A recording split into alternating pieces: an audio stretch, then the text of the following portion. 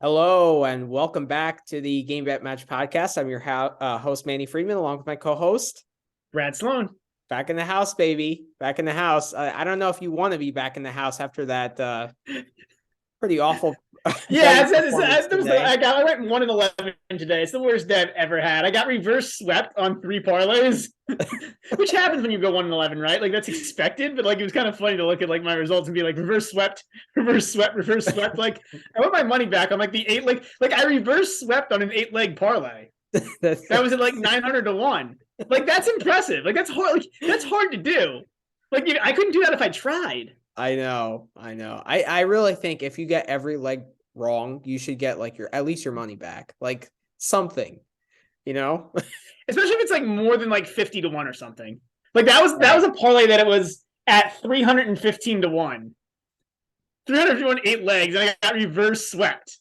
Like that's hard to do. That is hard. Like that's very hard to do. I mean, you posted your bets today on Twitter. I mean, you posted before I did. I posted actually when the matches, I woke up a little late, but like I agreed with a lot of your picks. Like I didn't think they were, far-fetched or anything. Like Yeah. they all kind of made sense. I didn't agree with just... Garin and Kecmanovic, and I had like variations of like some of your bets, like not, but for the most part, I kind of agreed with them, like. Yeah, I guess let's start there. So we can like start with today's slate and like kind of go backwards, I would say, Okay. So just pulling it up here. So today, did you bet anything in the Medvedev Vavasori match? No, I thought the book had it perfectly, which it did. Like I was right on my amount to stay away because I thought the book was just right on there. And I don't have a takeaway there. Like I'm not riding Medvedev all of a sudden because he won that match. Right.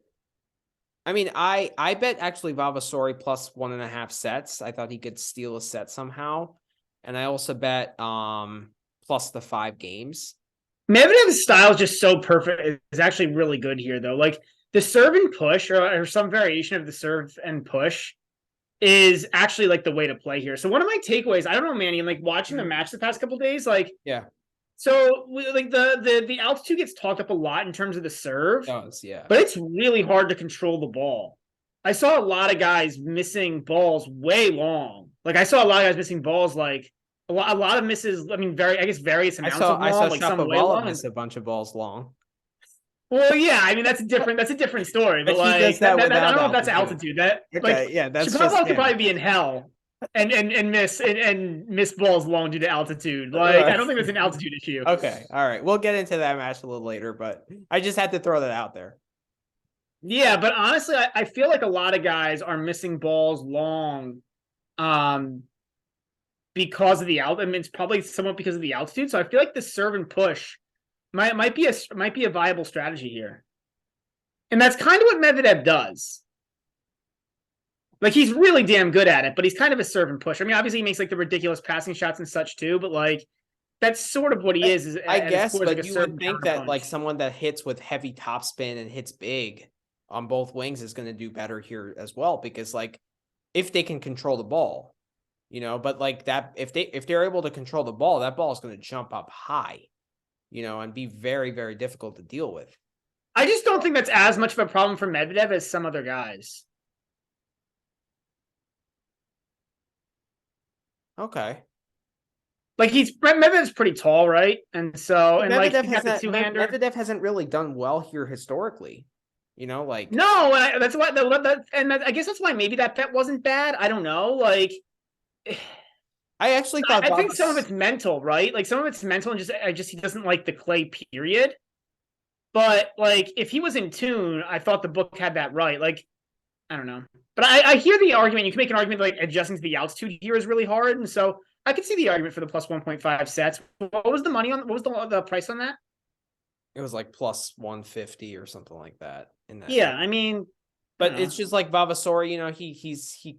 He's pretty comfortable coming in. Like he has a decent serve. He's really good coming in. So like I thought, that tactic might help him. If I actually didn't see the match. It was too early. But like, his game kind of suits Medvedev, where if you're comfortable coming in, it's a good tactic because he stands way back and yeah. No, that's not a bad points and take. hold That's not a serve, bad and take. like I thought he could cover 5. Actually, well, that was a push. It was 4-3, but Yeah, the book played it perfectly. yeah, they did. They really did. So next match, I guess we can get a little bit into Tsitsipas versus Team. So that was the match of the day. I mean, that was amazing. Like in terms of quality, I thought especially the third set, I thought both guys actually played really well. Like I thought Tsitsipas looked really good also. So I guess like do you have a takeaway on I don't have a takeaway on Team with this. Like I feel like I need to see a lot more before I would take him off of my fade list.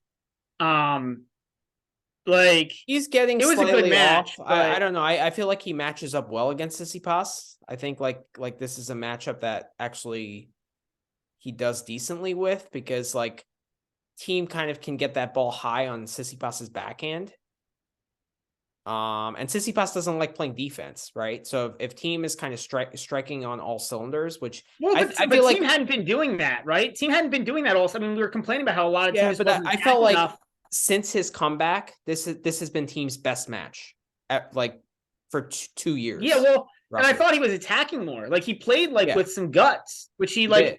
A lot of it, he was doing a lot of just lobbing that backhand and even the forehand to like not as much the forehand, but more like the backhand, just like kind of like moonballing it back. Yeah, you didn't see that today. Today he was really aggressive off of both wings, and I liked it.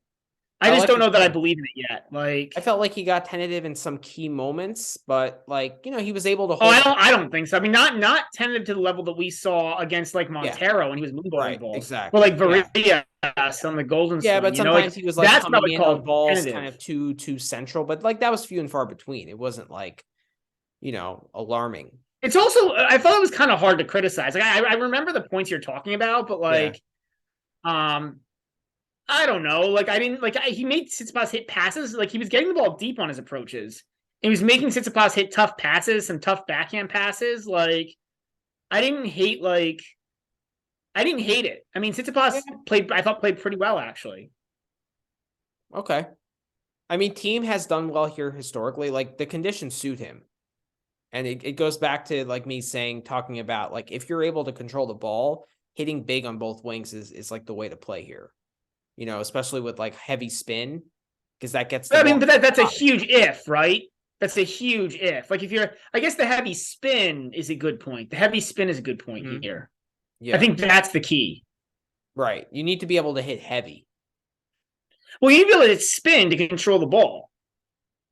Right, that's right. And then like if you can hit to a spin, then you're fine. If you can't, then you're in trouble because the ball's going to fly. Right. Which is why it's a little bit surprising that Nadal has done better at Rome than Madrid. Oh, I disagree with that completely because the other thing is the serve. So because the other side is right, the side that everybody does talk about, the serve plays up here. That's true. And Nadal's serve's always been his worst stroke. Right. So the other side, like the ground stroke game suits him, but like the other side of it is the serve, which doesn't. Yeah. So and like being a little more attacking, works here. Like, not just off the serve, but just in general, being more attacking player. Like I actually I was not a fan of this tournament. But it's really kind of turned me on because it's kind of cool because like I love there's different styles that play okay here. Yeah. It's like the altitude introduces. You have to play it like it's not really a clay court. It's like kind of by itself, right? It's like but it's kind of like an all court in a sense because like a lot of different guys here have playable styles, which is kind of cool. Like we've been in this grinder mode now, this clay grinding for the past couple months, or not maybe the past month. Yeah. And even I would even argue Indian Wells and Miami kind of fit into that mode as being such slow hard courts, especially Indian Wells. Like we've kind of been in this like grind mode since the beginning of March, since Indian Wells. And this tournament's it's kind of cool to see. Like Bublik was a legitimate play here, which was kind of cool to see. He lost, but he was like a legitimate play. That's true. Well, back to the Team Tsitsipas. So like, I mean, I was happy with what Team showed. I agree with you. I think it's his best match in 2 years. As far as Tsitsipas goes, is it like not good because like he was taken to 7-6 in the third against kind of like a guy hovering around 50 or 60 in the world? Well, Team's around 100 in the world, right? But like he played really well today. Like Team played, I don't know. Like I think that's like top 30 tennis team played, top 20, top 30 tennis. Okay. All right. So no concerns about Tsitsipas? You think he's fine? I have no takeaways either way on this match launch. I just thought it was a really cool match to watch, and I was sad that I lost all my bets on it.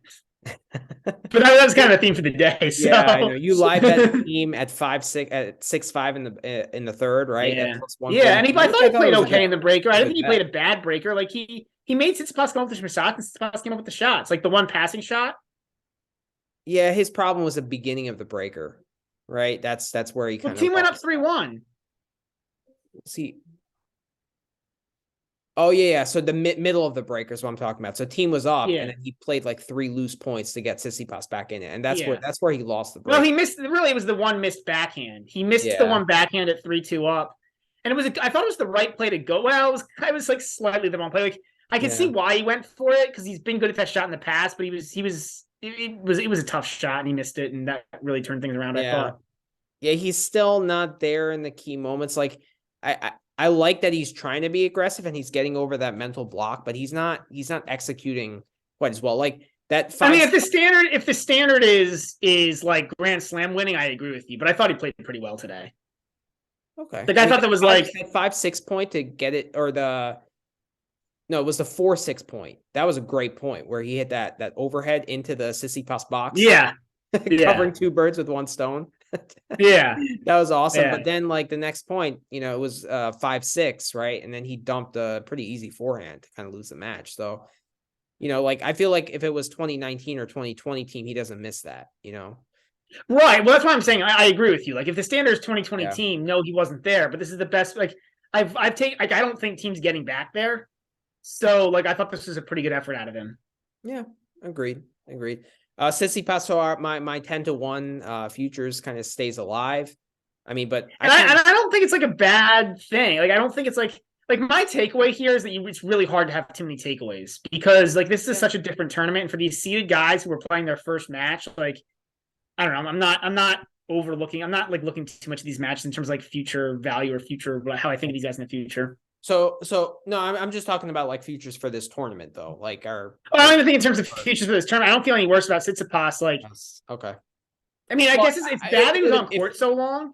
Right, like if he lost, it would have made me feel better about the other people on that side of the draw, like a Fritz or But and I think it's not good. It's never good to have like a 2.5-hour match, which is what that ended up being. Because it's just like you don't want to stack too many of those up against each other. But this is a turn where you can kind of get away with it because there's a lot of off days built in. Yeah, he has an off day tomorrow, and he'll be fine. I mean, so if we get into like before we get into the other matches, I just kind of want to talk about like the kind of alarming number of tie breaks we've been seeing. So the bet that did exceptionally well for me the first day of the tournament, more so than the last 2 days, was betting over 12.5 in the first set. So, like plus 250, plus 300. I just feel like there's been so many tie breaks. So I hear you. I hear you, but I don't know if I agree. I mean, there were only 6. So I looked at there were only 6 first set tie breaks in the round of 64. Yeah, and I hit like 4 of them on the first day, right? But just like putting the first set aside, like just looking at the matches today. 1, 2, 3, 4, 5, 6, 7, 8, 9, 10, 11 matches had tie breaks today. There were 22 tie breaks total for the round in 32 matches. Yeah. I don't know. I think that's like kind of what you'd expect. I don't know. Like I feel like 1 out of every 4 sets or so, 1 out of every 3 to 4 sets going. I guess it's a lot. I guess it's a lot. I guess it's a lot. But it's not like it's a lot. But it's not like every set's going to a tiebreak. Like the majority of sets are going to tie breaks. Like it's. But I think like when Rome comes around, I kind of want to compare. Like I want to see first and second and third round for Madrid versus first, second, and third round for Rome when it's at sea level, and see the difference in tie breaks, because like I just feel like it's been a lot of tie breaks. Well, you're gonna see that on a faster court, right? Like the comparison here is not Rome or Monte Carlo. I don't know what the comparison here. Maybe the comparison's like Cincinnati or something. I don't know, or not. Maybe like Cincinnati, maybe Toronto. Like that's probably the more apt comparison. I mean, this court plays faster than Rome or No, but Monte like, Carlo. no, I'm So just saying, like, like, if we compare clay court events, like, is it a coincidence that they're just a lot of tiebreakers? no, it's because Or is that the court plays faster and the serve plays up. Like it's not. It's going to be that way. That's not a surprise. Like even the books didn't have like massive I thought the books did an okay job of taking that into account. I know you hit on a bunch, but like Mhm. I don't know. Like I was seeing a lot of like plus 300 to plus 400. So like yeah, the books were off, I guess, but like it wasn't like you were getting like plus 600 for So first set. what's that price going to be like for a bet I hit today? I mean, I didn't hit it, but if it Liovic FAA first set to go to a tiebreak was like plus 300 today. So Yeah, if that same match was in Rome, what do you think the odds would be? Would they be like 350 or 400? Like would the I think how like much does 400, maybe 400, do 450, you think something the in that book is range. really accounting for that? I think a little bit. I mean, yeah, I think so. I mean, I don't know. I wasn't paying enough attention. Like I was paying more attention for this tournament because I felt like maybe there was an edge. I mean, some of the other podcasts I was listening to were saying there's an edge here that they've seen historically. Obviously, we're like I'm less experienced than them and understanding like Right. these historical Right. trends, so I Yeah. kind of lean on that. Um, but yeah, I don't know. Like but I guess like I'm not like I don't think it's a coincidence. I think it's like what I would expect. Maybe the book is wrong, maybe the book is right, but it's what I would expect. So I guess yeah. I mean, I think that over 12 and a half is pretty much the best bet here because like if you look at the like 16 winners today, like 11 or 12 went over 12 and a half. You know, and I then know, but I've but seen then the price have there's been shit. Like I was looking at over 12 and a half today and the prices were all shit. Like but there's also a chance that the loser gets 12 and a half, right? And oh, that's no, I hear the logic. I was just saying like a lot of the price on the over 12 and a half today were like in the minus 140, minus 150 range. So like once you see that, it's like, all right, well, okay, and I have to lay juice now. So it's like I wasn't seeing those prices in the first round. I was seeing more of those prices kind of I think maybe the books have adjusted, yeah, you yeah. know. But all right, Or well, maybe I was getting them too late too. Maybe the market was betting them up. Although I don't see the over 12.5 lines getting hit as much, but I think they do move them like as they move okay. the game lines. So I honestly am surprised that I don't see much talk about that bet on Twitter. You know, I see like very little talk about that bet in general. I don't know if it's just I a dumb know. bet, like, but it seems like it's a pretty good bet. I don't know. It seems like it's profitable because you could also get it with the loser. Like I wish you could parlay the winner and the loser to both get 12 and a half and get like a boosted price on it. You know, like I mean, usually that's the I would three like set that. line, right? Yeah. That's the Okay. problem. Is like you're like you're if you Okay. do that as a Fair. same game Fair. parlay, usually you get something similar to the three set line. Is that line? I just wish they had like a boosted price for that. You know, like if I was a Well, yeah, but the booklet wouldn't do that because it wouldn't be profitable for them, right? Like, I guess. Yeah, that's true.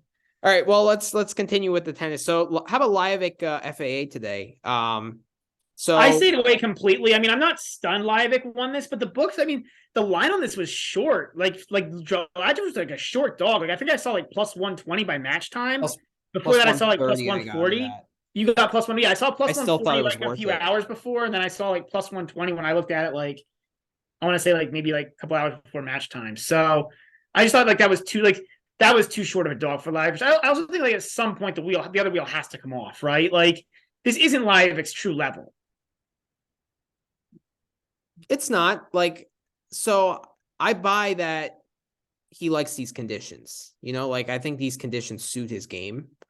I to me it was just more like to getting through that first match was the big hurdle. Like how much is he going to be like willing to play here? Like that's why I stayed But away like you don't think the same thing could have been said for FAA? Not necessarily. It's a top 10 player. You already got through one match. You had a day off in between. You're kind of acclimated now with these conditions. Like to me, that first match was the question mark, but now that he got past that, it wasn't as much of a question mark if he plays well today. That's how I felt. I mean, I just thought like I thought plus 140 against a top 10 player was awfully short. Like I wanted to hit the Livex line here. Like that was my But goal. FAA is not playing like a top 10 player now. He's middle of the I don't know. Like, yeah, I guess you're probably right, but he hasn't been that bad. Well, he hasn't played all clay court tournament. This was that and that season. So that was the counter argument, right? It was the adjustment period. Like that's why I stayed away. I didn't bet FAA here. I stayed away. Right. I just thought Livex was too short of a dog. Given that I mean, like FA had been decent in Indian Wells, right? He made the quarters, lost to somewhat. I mean, he was below Alcaraz there, but he gave Alcaraz a decent fight. Mm-hmm. And then I mean, he obviously went out to Cerundolo, which is a bad loss, but like, I mean, I didn't think he was bad on the hard court swing before that. Like, I thought he'd played like. But he's regressed like from between 10 and 15. He's regressed since like that crazy end to the year. And it's just like, I don't see him really getting it back. Like Uncle Tony was back in the box, and it's just like he's double faulting big points. He just doesn't seem, which is weird, but that's not FAA like that could be the adjustment, and that could be adjusting the altitude and everything. Like, I don't know, he's kind of one dimensional. Like he doesn't really have a second serve. The second serve is bad, but like serve is a weakness, and it's not lack of pace. It's more just like he doesn't know how to hit a kick serve, and that's going to really hurt him in these conditions where, the kick serve is probably the most effective serve here. Yeah, I get it, but like, I don't know. I mean, he still is a really good athlete. He still is. I mean, I don't know. I don't know. I'm also disappointed because, like, in my preseason pod, I had him as like number 2 in the world, and he's miles away from. Yeah, that is fair. I just think, like, I don't know. Like, he's not like, yeah. If the standard is top 5 in the world, then yeah, he's miles away from that. I agree with you. Like, I think we basically agree on where he is. I thought I was too short of the like I thought the market priced this one pretty well. I mean, look, it was still a really close match, right? It's not like Livex blew him out. It was 7-6 in the third. But I also feel like I valued the Banja Luka win more than you did. Yeah, for sure. 100%. 100%. I mean, I was not. That's probably why I was higher on Livex. I mean, I stayed away from the Kugler match just because of the turnaround. Like, I thought he would win. I mean, what do you think about Livex for this tournament? Who's his next opponent? Like, I posted it on Twitter. Like, I was like, if Livex is able to get through FAA, I might bet him on the futures market. I mean, we'll go through the futures odds now, but so what is Livex to win that quarter? Is that quiz? Are those lines up? Yeah, those lines are up. Livex is plus 600 to win that quarter right now, and that's the Tsitsipas quarter. I don't like that at all. Tsitsipas and Tiafoe in that quarter, no way. So he plays Struff next round, yeah, which is a dangerous match because he just, and those conditions suit him actually. Yeah, Struff's dangerous here too. And then Tiafoe, and then that's probably not good enough of a price. I was hoping to get like 12-1, 15-1. Then I might hit it, but 6-1. Yeah, I actually think I mean, I might look to bet against. What are the other prices in that quarter? Tsitsipas is even more 110, so basically even money. I don't like that either. Francis is at 450. Zapata's at 750, which I think is awful price. Awful. Struff is at 9. Baez at 12, which I think is an awful price. That's disappointing because I thought you could get like 10-1 on Livex, but I guess not. Yeah. Honestly, all those prices it looks like the house is taking major money on that, like major juice on that, because all of those odds are crap. Like none of those guys. Yeah. I mean, usually there's at least like somebody who looks like there's some value. Yeah, I mean, that's a weak section of the draw, to be honest. Like, I'm liking my 9.5 to 1 for Tiafoe to win that quarter much more now. Yeah, for sure. I actually think Echeverry was the danger match for Tiafoe, and then like the fact that Cerundolo. I thought so too, actually. I mean, that's why I didn't bet that, because I was worried about Etch. And I mean, Etch gave him a decent run today, 3-6, 1 break difference. The thing with Tiafoe, like he beat him in the Houston final, and here, like he's just a better athlete. That's what it comes down to. Versus Etch, yeah. So, but like Etch could still win that some percentage of the time. He was up a break in the second. It's true. Yeah, I think he wins that match maybe 20%, 25% of the time. I think it's more than that. Maybe like 35. Okay. maybe, but it's not. I mean, but yeah, some Yeah. percentage of the time. Right. I mean, that match, it was disappointing because I had the over 22.5 and lost the first set 6-3. And then he was up a break in the second and then got broken back and lost in the breaker. So Yeah, that was a disappointing that loss for stinks. me. That was kind of my most painful loss of the day. But yeah, I mean, good match. Good match. And then how about Fritz and O'Connell? Yeah, so I didn't bet this one. I didn't see too much, but it looks like it was pretty much one-way traffic for Fritz. Was Not it really. I 6-4? mean, the first set tiebreak was 13-11. So it All was right, not. fair I enough. mean, I'm impressed with O'Connell. Like I like him more and more as each week goes on. Yeah, I agree. I actually agree with you on that. Mm-hmm. He's starting to impress me as well. I was kind of betting against him a lot on the clay, and it didn't work out for me. Today I just stayed away completely. I Yeah. think the book had this like 3 or 3.5, so the book's got this pretty right. Yeah. Um, Well, once Fritz got that first set, he got the early break in the second. And then it was one-way sailing. Like he's just a better ball striker, but like O'Connell he missed the forehand by like 3 inches to seal the set. So like he was yeah, but if you look at the first set, Fritz won 11 Yeah. points on return. O'Connell won 7. Okay. So like I have a hard time saying that O'Connell was like had a really. I mean, when you win 7 points on return in a set, it's hard to say you Yeah. had like a great chance to win that set. Yeah. Yeah. That was one of the bets I had over 12.5. And then I was like, I think I was like thinking about it too much. I should have just stuck with my gut. And I That was cashed probably the out. right play there. I should have hit Was. that. That probably was the right It play. was. But I was like thinking, Fritz is just like a better ball striker in this altitude. Like, I just thought it was a really probably hard gonna match to bet. screw a To be break. honest, I thought it was like, and Yeah. of course I bet plenty of hard matches to bet today. But yeah, I thought that was a hard match to bet. Yeah. Yeah. I mean, I'm just happy Fritz won to keep our futures alive, to be honest. I agree with that. Yeah, But I think that's the biggest takeaway for me. yeah. Good match though, and O'Connell continues to impress me. So that's good. Nori Watnuki, another 4 and 6. Yeah, so I actually think like this is like have people figured Nori out? I mean, Watanuki looked pretty good today, but I feel like Nori was pretty mentally engaged. I thought Nori played like pretty well for Nori today, and it was still 4 and 6 versus a guy who's, he played. I thought Watanuki played a pretty good match today, but Watanuki certainly isn't a great player yet. He blows. I mean, and it's not like he's this like up and coming guy that like is. I feel like Watnuki, it's like if he plays his best tennis, we saw that against Tiafoe in Miami. Like he's a challenge for anyone. But this wasn't the Watanuki that played Tiafoe. It wasn't, but you have to be wary of that, knowing that he can produce that quality. I mean, yes, I agree. Like he has a high upside or a high individual match upside, but like I don't think that explains. I mean, I don't know. This wasn't like Nori hasn't really been that great all year. Even the Golden Swing, he was winning a lot of close matches. Yeah, we say it was a great Golden Swing, but he was like losing sets to Moro Cañas and Diaz Acosta. So yeah. Was it really that great? And he beat hurt Alcaraz in the final. But yeah, they beat a hurt Alcaraz. Yeah. So I mean, I don't know. I didn't think. Yeah, my overall takeaway there was. Yeah, I mean he's been sluggish. I mean I hit the +4.5 there for Watnuki, and I actually spent the money line as well because you could get like +315 on that. Like, which I didn't think was great. I mean, I thought Nori's mental toughness, like we kind of saw Watnuki struggle a little bit in the third set against Tiafoe. Yeah. So I didn't think. I thought I had the 3 set at 170. Which was just pain because Watanuki's actually up a break in the first set too. Watanuki easily could have won that match. And yes, Watanuki played well, but I just feel like Nori's been like if you just keep the ball like in and deep against Nori, he just can't do very much. No, he can't.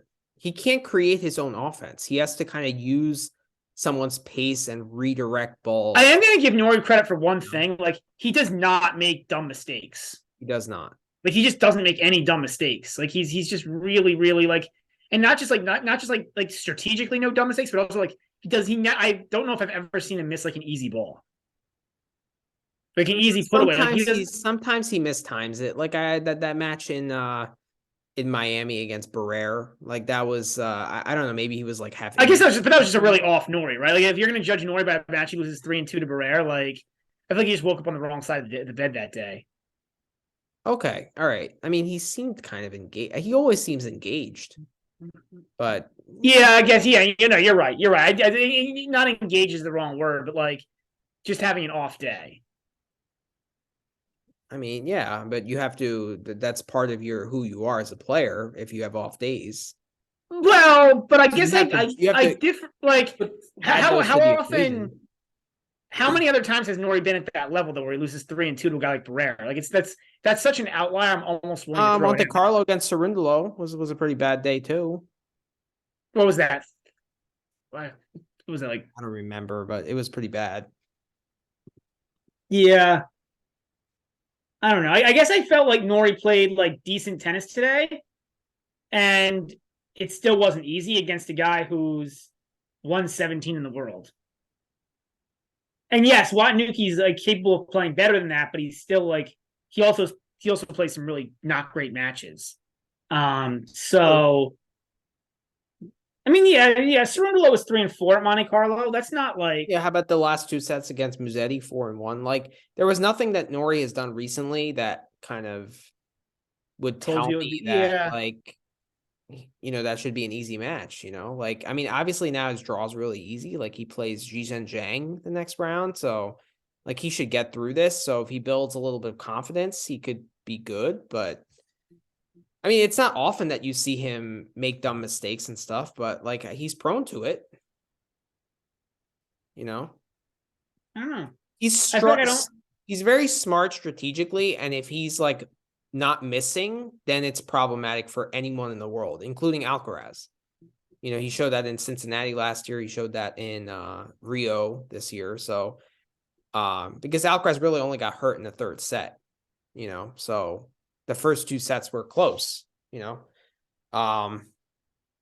but I agree with you for the most part on Nori. I just think like he's just not in good form right now.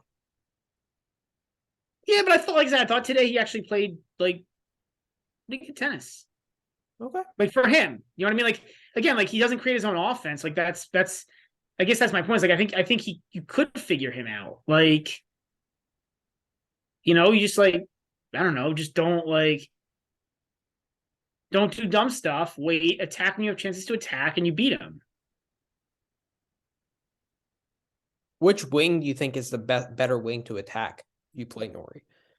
The backhand by far. He's just like with that little shovel backhand, like he just doesn't like do very much with it. He doesn't miss it very often. It's a very easy shot at time. But isn't it kind of like Medvedev's backhand where it kind of stays low and it's like it's hard to attack? Like I feel but I guess I'm saying like once you're attacking, once you've made the decision to attack and come in, I would attack the backhand. I guess maybe the phraseology is a little, or the phrasing is a little, I guess I was thinking like once you've decided to attack, I would attack the backhand. I feel like he's better at hitting that backhand on the run because more people attack it than the forehand. Like I actually feel like the forehand, like on the run, he like tends to he could shank because like so I mean no, well, I guess that's my point, right? Is like once you decide to attack and you have the advantage of the point, I don't think he's going to hurt you too much with the backhand. But he's going to make the ball, so you're going to have to come in and hit a volley. Versus the forehand, he'll shank more, but he can also do more with it. And like that's true for a lot of guys, but I feel like Nori's forehand. I feel like it's especially true with Nori with that little like shovel backhand.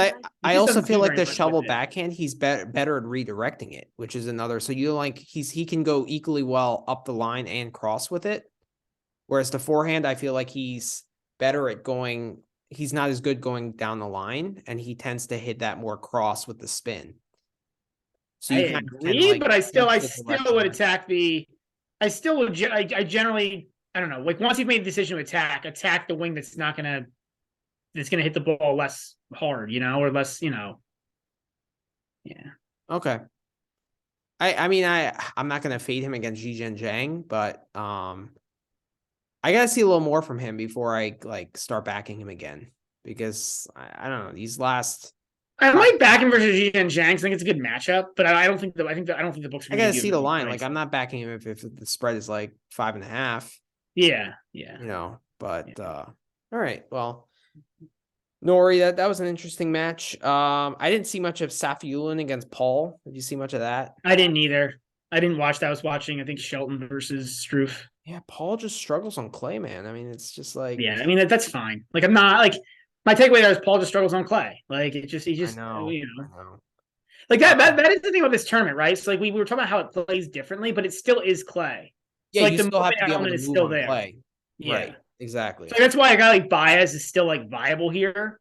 Where I bet him against. I guess we can transition to that match next. Like that's where that's how a guy like Baez is still viable here. And I bet your own, and I lost again on your own. Like I just gotta stop betting your own matches. It's just like brutal. Yeah, you keep saying that, and you still keep hitting Well, it. the lines always look so good. I was like Baez. Baez doesn't have a big serve. Like this is a good spot for your own. The And books are taking into account Giron's mental weakness. Well, I don't think I should be the one talking because I actually hit it too.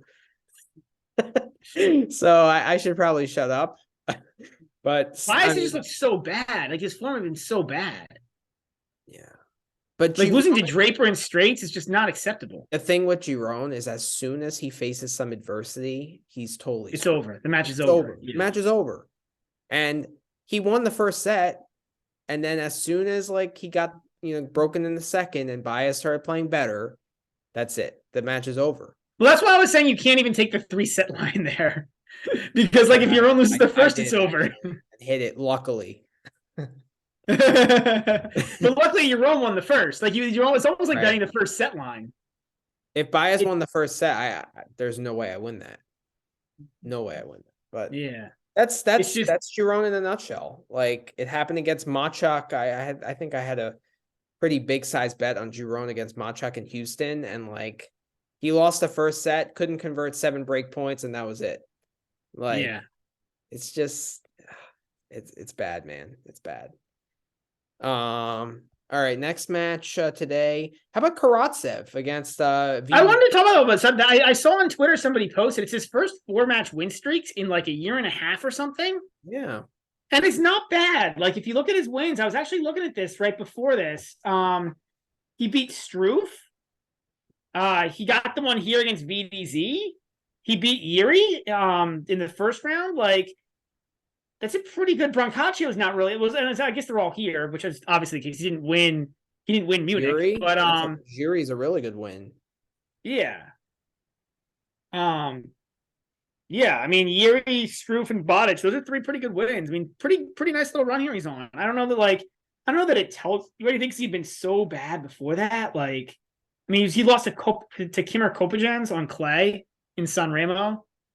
Like that just shouldn't happen. Well, I mean, so he's shown before in the past that he has talent, right? He made the Dubai final one year, beating like Rublev in the semis.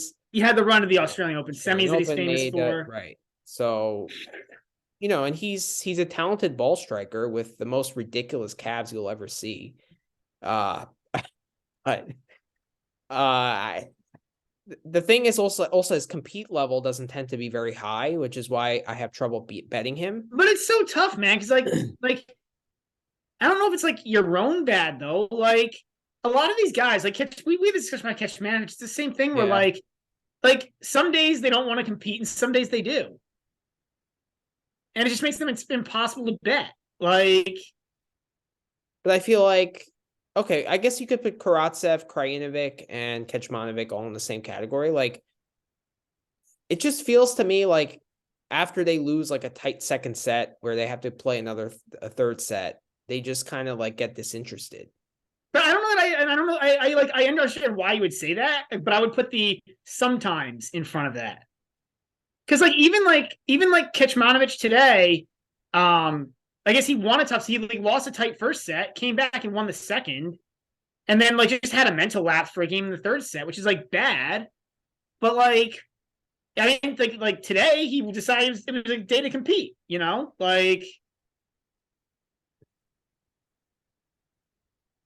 I guess, but those matches when we were texting,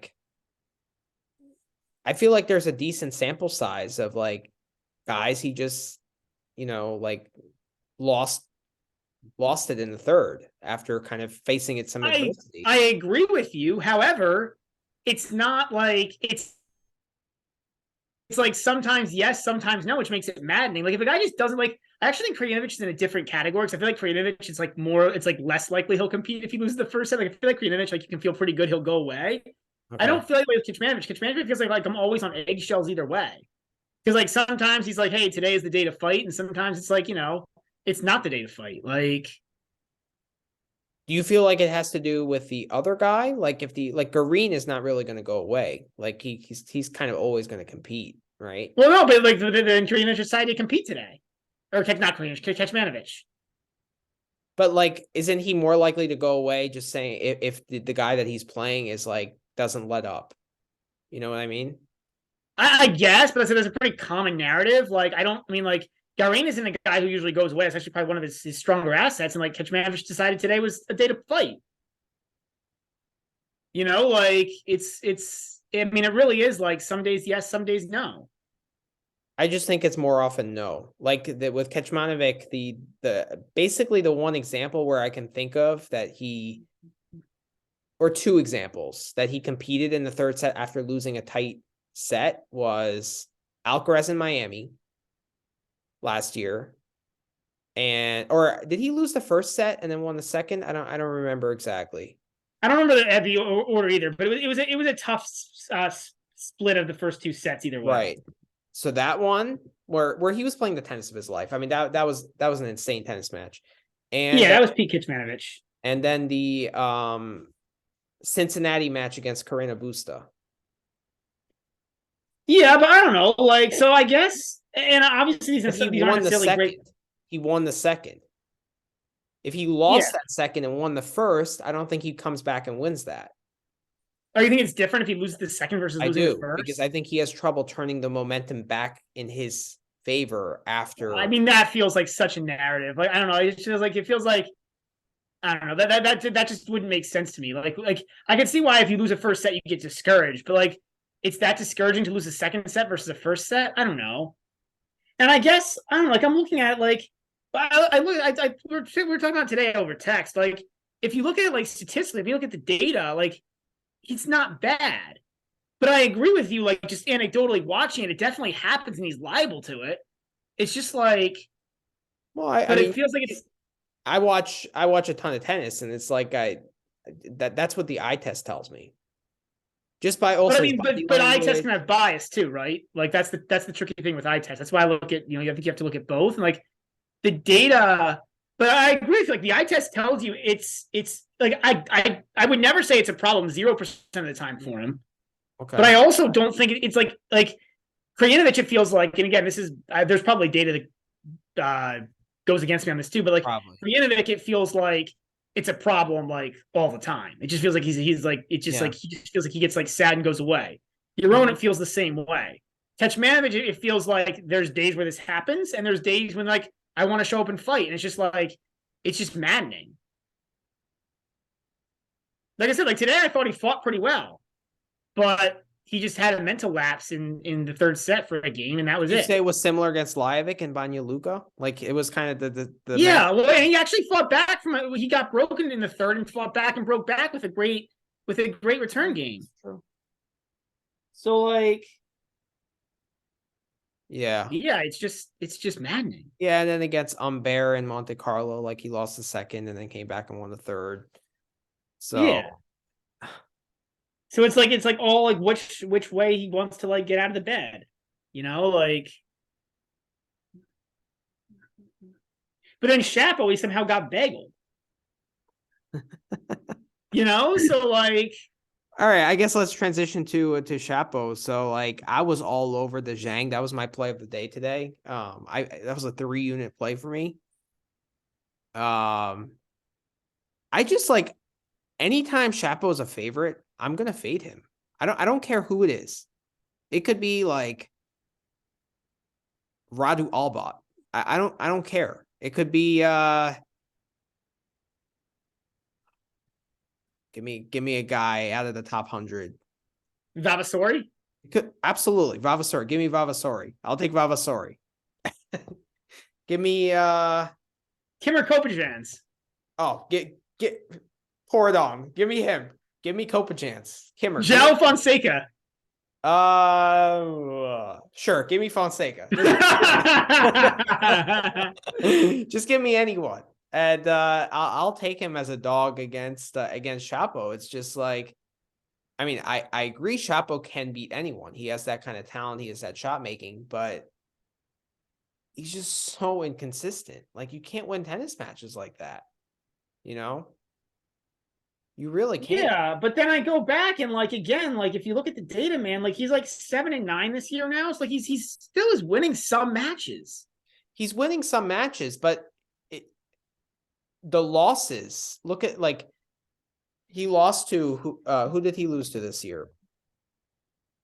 He can lose to anyone. He can lose to guys out of the top 100. He lost to whom? He lost to whom? Barrett, Indian Wells. He lost to Mo at Delray Beach. Yibing Wu. Those are really the only two bad ones. All right, we can continue on to last year. But last year he was decent. He actually did well at the end of last year. The end of last year. Yeah. But just like look at the clay court season last year. Like, but now you're going back a whole year, right? Like, I feel like he's had similar problems last year than he did this year. Right? Like beginning of last year, we kind of saw the same issues that he has now. It's all about him, right? Like if he's making all these balls and playing like somewhat disciplined tennis, like he's going to have success. If he's not disciplined and he's missing, he's not going to have success. And he's on one of those runs. Yeah. I mean, look, he obviously like today he was. I mean, every match has been close, but he's still like I didn't love bet. I prefer him as a 3-set bet than as a money line play because like I feel like he's usually able to come through and beat these guys who he's like way better than. Today, notwithstanding, today he was just awful. Like that 3rd set tiebreak, like Zhang didn't do anything. Mm-hmm. He made maybe 1 or 2 good shots and just like let Chapo hit the 3rd ball like who knows where. Like it wasn't even like he was consistently missing. He's like he was missing it all. He was spraying it over into the net. But he throws in these matches quite often, like the one against Mo in Delray Beach. Like that was kind of similar. Well, that's the only other bad loss he's had this year, though. The Yibing Wu was, I mean, in high like. But that's when Yibing Wu won the tournament, right? So I'm gonna give him a little. I'll give him a little more of a pass there. Fine. But like 3 sets against Taro Daniel, like when Taro Daniel. 3 sets against anyone. We don't disagree that Chapo is having major issues. I just think like usually he gets his head together enough to win it. What price did you get on Zhang? Like plus 300 or something, right? Plus 210. Yeah, see, I didn't think that was that good. Like obviously you won, so hey, 2 units, like 2 units is great, but like or plus 200 is great to hit plus 100 money lines, but I didn't like plus 400. Yeah, like I thought he had a shot, but like plus 200 to me seemed a little bit a little too short. Like it feels like the book has adjusted a little bit there.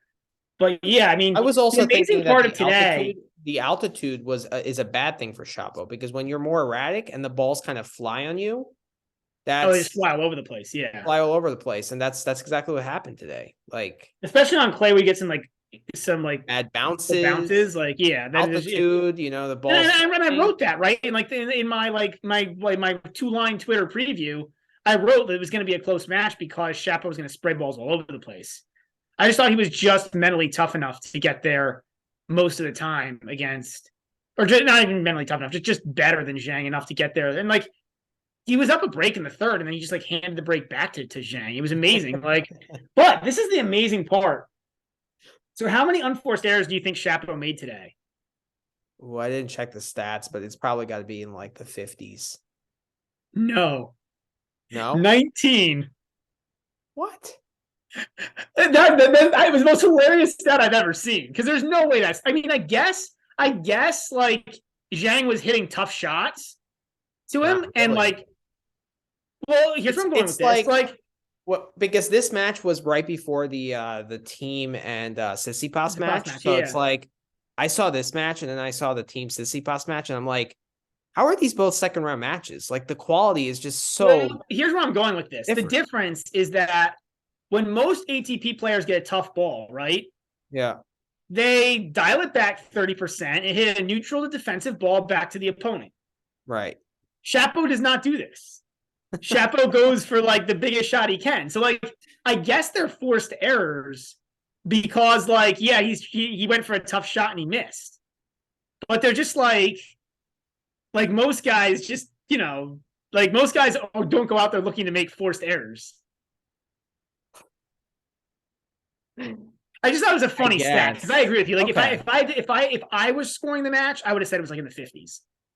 Like it was just like he hit so many balls. Like if this was Wimbledon, okay, because I know Wimbledon has very lenient like statisticians, right? But like, yeah, there's no way it's 18 errors, Yeah, No way. I agree with you. Like I think it's ridiculous. But I guess that would be my argument for how you could score it that way is you would just say like all those like difficult shots he missed that were just like dumb attempts, but like difficult shots, he would call them forced because like we had to try a difficult shot, even though like every other ATP guy just like hits the ball back in the court and like continues the point.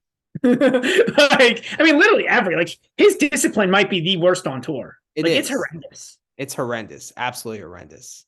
Absolutely horrendous. It was a little bit better with Mikhail Yuzhny in his box, but just how long was Yuzhny in his box for? Like a year and a half. It's like I mean, like he was better like the end of last year. I think a lot of that is the surface, like on a super fast like court in like good weather conditions, or like an indoor, like that's gonna play up to him because the serve will be more important. And he still serves well. And he double faults a ton.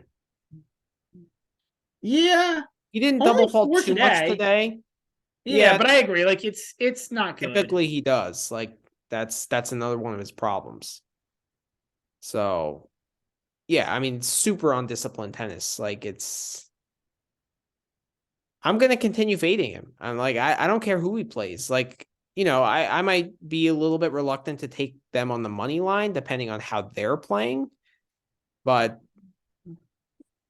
if I get good odds, I'm definitely going to take the money line plus and the 3-set line, and I'm not going to stop doing it. I prefer the 3 sets personally, the money line. I just feel like the usually but only against like these guys. Like Zhang is not good. Like Zhang was not impressive today. I didn't think. No, he just hit the ball on the court. But if he played Fritz twice, and those were 2-set beatdowns, right? He played even. If he plays against good guys who can match his talent level, he has no chance. But that's why I still think it's risky doing the 3-set line because it's not blind 3 sets. It's only 3 sets against guys who he's better than. Like if he's better than somebody, he's better than most guys in terms of just pure ball striking. But when you add the discipline component to it, I think he's not better than. I don't think his ball striking is better than Fritz anymore. No, I agree with that. But is his ball striking better than Ugo Humbert? Would you take the 3-set line there? Yeah, I would. I would against. Would you do Humbert money line? Probably. Humbert's probably good. It depends on where it's being played. Well, actually, maybe not. Like he beat him 5-4 in Monte Carlo. And I think I had the Humbert money line there, actually. Humbert got a decent price there. But that was Indian Wells. I'm sorry. Indian Wells. But yeah, I think I bet Humbert money line there. Yeah, like he's just like he's so. But for example, like if you take the Taro Daniel match that he lost, and that was when Taro Daniel was playing worse. In Australia. Well, that was. I mean, it was a close 3 sets. So. But I guess that's not a good example because that was best of 5. But let's take the Guido Pella match that he played in Miami, right? That was 3, 6, and 3. It was 3 sets, right? I think Pella was like plus 400. So right, and this is why I'm saying like against most. I think most of the time against guys like that. Yeah. Chapo finds a way, like his talent just gets him through, but he loses sets because he just like he goes through the erratic periods, which is just awful. And like the difference was today in Zhang, like it didn't get better. Like usually it gets like at some point it gets a little better, but like today he just But I understand that. But if you're getting plus 400 odds, wouldn't you like take the chance? If I was just getting plus 400 on Zhang, yes. 400 on Pella. I mean, Pella's so bad. I get it, but it doesn't matter if Chapo goes through one of those erratic stretches. You might be right. I mean, you might be right on this. Like, only has to make 3 balls on the court, and he's going to miss. Yeah, right? I don't know. So if you're kind of quibbling here because like he's not going to get many matches. But if you're confident right? that but my point is, if you're confident that the match is going to go 3 sets, if you're getting plus 400 against Chapo, like I think it's worth taking. Like it's a good You're bet. Probably right. You're probably right. 3 sets. And I would have taken Zhang at plus 400 against Chapo for sure. I just thought plus 200 was a little bit short, but I mean, obviously it worked out. So, all right.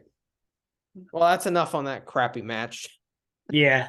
All right. How about we talked a little bit about Garin and Kecmanovic. That was a tough match. Shevchenko Lechka. I didn't see any of that. I mean, it was so fast; it was over before you could even see it. I don't even know how you watched that. I mean, I don't know that I have a hard time taking anything away from a lot of 1-on-1 beatdowns. Other than like Lechka must just been terrible. Yeah, but we're getting more of these performances from Lechka. Like, oh, I definitely. So I said on the last pod of the pod before, he's definitely moved into like my slight fade list. He's not hard fade yet, but he's definitely. I've taken him out of purgatory and put him into like hell. Yeah, we're certainly not betting futures on him like when we're in like Doha and Dubai. Yeah. Yeah, but Shevchenko's been impressive. I mean, he has been. Shevchenko's been really good. He's been really good. I mean, I think he plays Medvedev next. That might actually be an interesting match. I guess while we're on stinker performances, I mean, is there anything else to say that I didn't see it, so I don't have much to comment on there. Cerulo Kachin, I guess while we're on stinker performances, like how do you lose like 1-4 or 3, whatever he lost? He got beat down by Kachin. I was shocked when I checked the score and it was 6-1 in the yeah, I thought it was a misprint. I thought it was 6-1 Cerulo. Like Kachin has been terrible this year. I know. I don't know how as Cerulo you lose that badly. Yeah. Like, yeah, I mean, has he done well here in the past? Like maybe the altitude is not good for him. Well, it wouldn't be. I don't think the altitude, like just anecdotally, I think the altitude, I think this would be a terrible court for him, but like it's Kachin. Like I don't know, like, you know, yeah, if it was Cerundolo versus a lot of guys, I would have been a lot more concerned, but like, yeah, he lost. I thought I looked at this and I thought he was like kind of decent here, but not amazing. He lost to Moro Kanyas first round like here last year in qualifying after a semifinal. Oh, that was the issue. Is that like he just hadn't like he's just like too new to the scene to even know. Well, like, yeah, I get it. He lost to Kanyas, which is bad, but like, and he lost love before Kanyas, which is like galactically what? And then the year before he was just playing challengers. So yeah, he's really only played one match here, and it was like a qualifying match. It's amazing. I didn't realize. Like, I guess it's a little different too because like he really like his breakout tournament was last year in Miami, right, when he made the semis. Right. Like before that, he was barely an ATP player. We just hadn't seen much data, so I was like, he's actually been really good since then. Actually, like he's had a lot. Yeah, that's how he made top 30 in the world. I mean, I know. Like, I don't even realize, but like just looking at his results, like he's been actually really good. And then didn't he win like a tournament late last year? It was like Bastad or something. One of the. He won Bastad, yeah. He beat Brood, Karatsev, Carrena Busta, and Baez to win that title. Like that's terrific. Yeah. So. Yeah. I mean, Cerundolo, no. I mean, on clay, he's really good. On hard, he's like, he's like, on slow hard, he's okay. Fast hard, he becomes a disaster again. He's like, he's kind of similar to Baez, where like. Right. Yeah. I mean, I guess like, since he's kind of come up on the scene so quickly, like I feel like maybe he can be prone to some kind of subpar performances, right? That you got to kind of. I mean, maybe the altitude is an issue here, right? I mean, look, you've seen 2 pieces of data now, and they're both horrendous. So it might be something to think about fading. Like, good point. All right, so that does it for your today's second round matches, and we can move on to Friday. Alcaraz Ruusuvuori. So this was a very fun match to watch, very interesting. Ruusuvuori came out on fire, 6-2, and the second set it was 3-all, and he had 2 break points, and Alcaraz hit this most ridiculous half volley winner to kind of save it, and that turned the match around. So he got through that 3-all game and then got the break immediately, and then like that's all she wrote. So I mean, 3 takeaways here, right? Like, so I guess the first was the negative one. Like Rusevori, it's not really interesting, but like Rusevori's mental toughness is just poor. Like he's another guy that like sometimes doesn't compete. He kind of goes in that like the same bucket. Like I like to play unders with him because he's kind of in that same like. I actually put him more on the creative end of that line than like the Kecmanovic, but like he just like sometimes he just doesn't compete. Well, I thought he competed pretty well this match, but just not a lot. I mean, mental toughness issues for Rusevori. Second, Alcaraz's mental toughness is awesome, but we already knew that. That's not really a surprise. We saw it at the U.S. Open. But the third, I think, is the most interesting one. Is that like you absolutely hit on the head. Like betting any of these guys to win a tournament without dropping a set, it's just so tough because like at the first set of a tournament, you're always like, especially when you're changing conditions, like it's always a risk. Yeah. Yeah. I mean, thinking back, I would probably need like 15-1 to bet Alcaraz to win this tournament without winning a set. Like that's the only appropriate price. Like 6-1 is just not good enough. Yeah. Because like you could, I mean, and you're absolutely right. Like anybody can play a bad set, and anybody can play a good set. Like right. I mean, the only person that I've really seen win tournaments without dropping a set is like Nadal in absolute peak form at Roland Garros. And that was peak Nadal when he was beating guys. Like didn't he have a tournament one year where I swear one year he won it, winning 18 games in every match. I think that was 17. There was a year where he did it. He won 18 games in every match and won the French. That's ridiculous. That's absolutely ridiculous. Like team got him to 6-4 in a set. One other guy got him to 6-4 in a set. I don't think anybody else got to 6-4. Like it was insane. That's an absolute joke. Yeah, that's the year he beat Wawrinka in the final, like 1, 2, and 3 or something like that. Some stupid. Yeah, but that's really it. Like everyone else, even Federer, I think he's only like in his most dominant years from 04 to 07. I think he barely won slams without dropping sets. Like it just doesn't happen. It's very, very hard to do. So like usually, So yeah, I mean, Rusevori, I don't know if I think Krajinovic is kind of by himself a little bit there. I would put him more in the Kecmanovic category. You're probably right. Yeah, I think the difference with Rusevori is he's actually really talented. He can come out and like play really, really good tennis and blow you away for 2 sets. And so I like playing unders on him. Okay. That's fair. Is he, just for context, like what are other under guys that you like? Trying to think through it here. Because unders are hard to play. They are.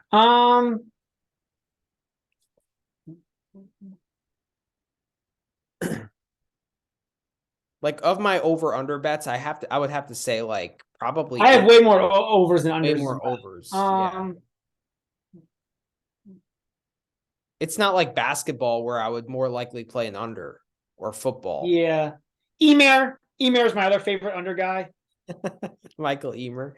Yeah. Yeah. Okay. Fair. Krajinovic is my other favorite. Probably those are my 3 favorite under guys. I don't like Krajinovic as much because like he's talented and he's like often good enough to get to a third set, but once he gets to a third set, he just doesn't want to play it.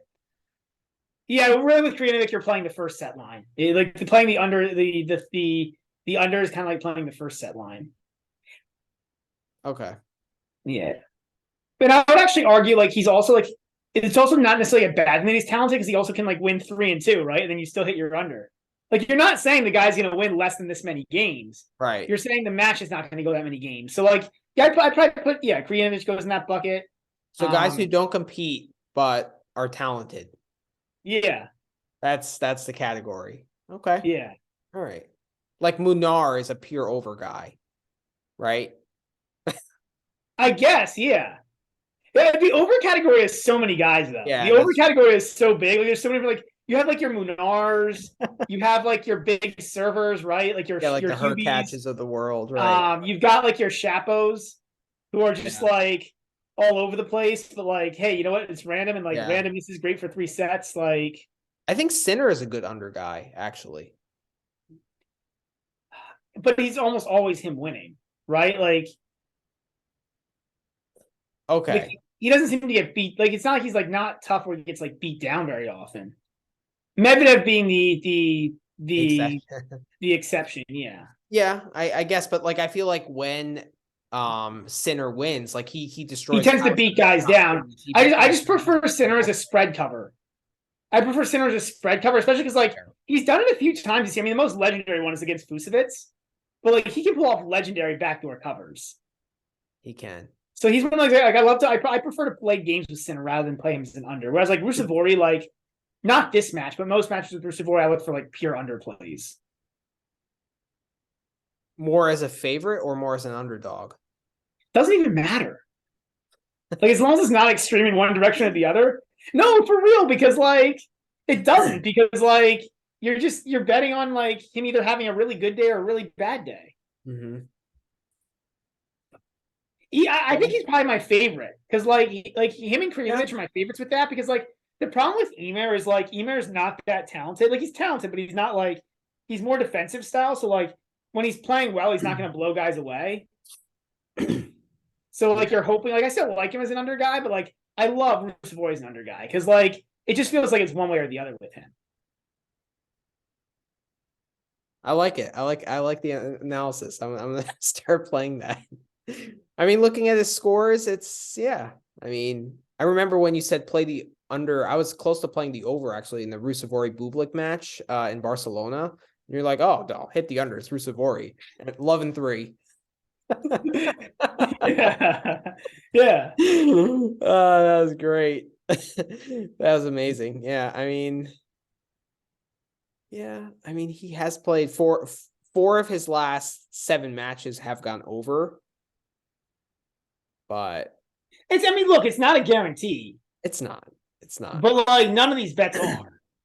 Yeah. The only guarantee is Shapo's opponents win a set. That's the only guaranteed bet in tennis. Like, and even that wasn't a guarantee. Shapo actually straight set somebody recently, didn't he? Got Kovalik. He beat him like 4-3. Yeah, I know. I hammered that match too. I hammered Kovalik. But I guess you're gonna lose some and win some. But Kovalik was like plus 300 to win that match, so it's fine. All right. Alcaraz, I mean, just a total beast. I mean, he just continues to impress. Like every time you see him, it's just like. I mean, he's got flaws, right? Like the tactics still aren't great, but it's he works around them. Yeah, he does. I did well. I did well on this with a lot of the overs here yesterday. So I thought there were a lot of over guys playing. So like I had Kokkinakis. I think that was Kokkinakis Nar to make it to play a first set tiebreak. Oh no, yeah, that wouldn't have been. I confused that. That was the day before. That was the day. That was my golden day. Yeah. Let's see. But I still had a good day with overs. I had the Kachanov Montero over. So Montero is another one of my over guys. Like I love Montero as an over guy, man. Montero's a good over because he's got the serve. Like I feel like he competes pretty good. He does. I like ADF actually as an over guy too. Who? ADF. Yeah, well, because ADF competes and right. I guess we can talk about that because like Kachanov Montero, I didn't think there was anything surprising. Like other than Montero being an over guy and Kachanov becoming an over guy as well. Like there's just so many guys who are over guys, I feel like.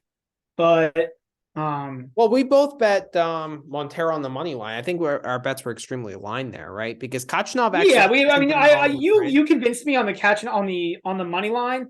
I was all about the over.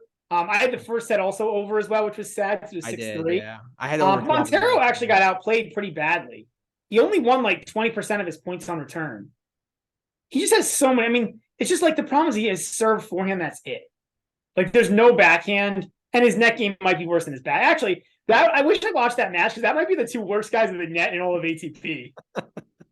Like, I would love to watch the warm up for that match. To watch them like warming up their volleys to see I'll skip the volleys today. Skip the volleys and over as part of the warm up. It's not happening. Like just warm up baseline and serve. That's it.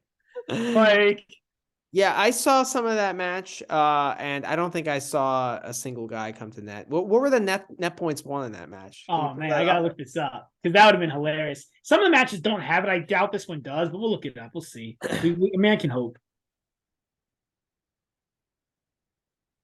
Oh, we have it. So actually pretty good. Montero 5 out of 6, catching up 8 out of 9. Yeah, that's just approach shots. That's no volleys. It also tells you that even if it's counting volleys, it's counting balls when like the guy was dead to rights. Right. Right. If he's only coming in 6 times, like in a 3-set match, Exactly. like That's very, very few times. Yeah. yeah, just neither of those guys. And it's and like both those guys, it's smart not to come in. Like those guys No, are it's just not. like Yeah. exactly. Exactly. Holding Yeah. room playing those guys would just be drop shot. Like it would be drop shots every other point. Like and No, it would be good drop shots. it's exactly how we thought the match would play out, honestly. I mean, I thought the fact that you were getting nearly plus 300 on Montero, like, and the match won 3 sets, I can't like say that that was a bad bet, right? Yeah, yeah. And the fact that It's just Montero did get outplayed. Yeah. Yeah. Which you would Yeah. expect. I mean, Kachanov is the better player. Like, kind of the difference there is Kachanov has a backhand, Montero doesn't. Yeah. Yeah. Very true. How about Rune and Bublik? This was a fun match. So I didn't see it. I actually was out playing tennis during this time, but yeah, man. I mean, look, we both called. Like, I thought you were like, oh man, we're like, oh man, the clown show has come. 6-1 first set loss. But like the thing with Bublik is like, it doesn't matter. It doesn't matter what happened the 20 points before. Like, yeah, he smashes rackets and stuff, but like, I don't feel like him losing points that makes him stop competing. I feel like it's just like whatever is in his mind at that moment. Like nothing is related to anything else. Like there's no like. I guess, but when you lose a first set 6-1 and you're so thoroughly outplayed with Bublik, what gives you like a reason to think that he's going to come back and make that 7-6 in the third? You know, like there's nothing. I mean, I didn't think it was. There's going no to track happen. record. There's no, like. But it's not like. But it's different than like. It's different than these guys like Emer or. Like Bublik is a different like Bublik is a clown. Like he goes in the clown category. And like the clown category is a different category of guys that just like every point is just like you just don't know. Like every point they just could you just don't know what you like. There's no rhyme or reason for any of it. Well, I think the difference between that and like Ymer, for example, is because he has way more talent than Ymer. Like to some extent, but it's like talent in his pinky than Ymer has in his entire body. To some extent, but right? like guys like Emer and like Kreenovich, like they get down and it's like they get down because they're losing. Like sometimes getting like losing beats Bublik down, and sometimes he just like, but it like doesn't look like it doesn't look like he cares. Like he can go into clown mode when he's winning also. Like, yeah, it's not like because he just gets bored. Like momentum doesn't exist. It's just like how he like what his feels are at that given moment. He's actually said that in interviews before. Like, like in a long rally, like 10 shots in, he'll just get bored, so he'll just hit a drop shot. That's his way to, deal with the boredom. Yeah. I mean, it really feels that way because like he just does like he's in a different category of clown because like it just does like it just doesn't matter. Like, is it like the curious? Getting through that. Is it the curious category of clown? Yeah, but it's more nonsensical. Like curious, something happens that makes him clown. Whereas like Bublik, it feels like completely nonsensical. That's fair. That's fair. I mean, the reason why that match turned around is because Bublik just started serving amazing. It wasn't quite like Tsitsipas serving today. But it was pretty close. I mean, he was not missing first serves and bombing aces, and Rune just couldn't get it back. And he squeaked out a break in the second set. And the third set. Well, Bublik isn't exactly like breaking it 3 times in a set. Like that's not the Bublik. The way of the Bublik is like one break is hopefully the set, and he just serves. Right. He just serves ridiculously. No, he served out of his mind in the second and third set and played amazing, and had probably one of the greatest match point saves I've seen in a while, with that ridiculous volley, but couldn't pull it out. But we covered the +5 there, so I was happy. Yeah, I mean, yeah. But I thought the 5 was a ridiculous line. It was, especially Like, on that Aranxa Sanchez court, which plays the fastest in Madrid. yeah, and given that Bublik's had some success here, He had, yeah, he like, made like here.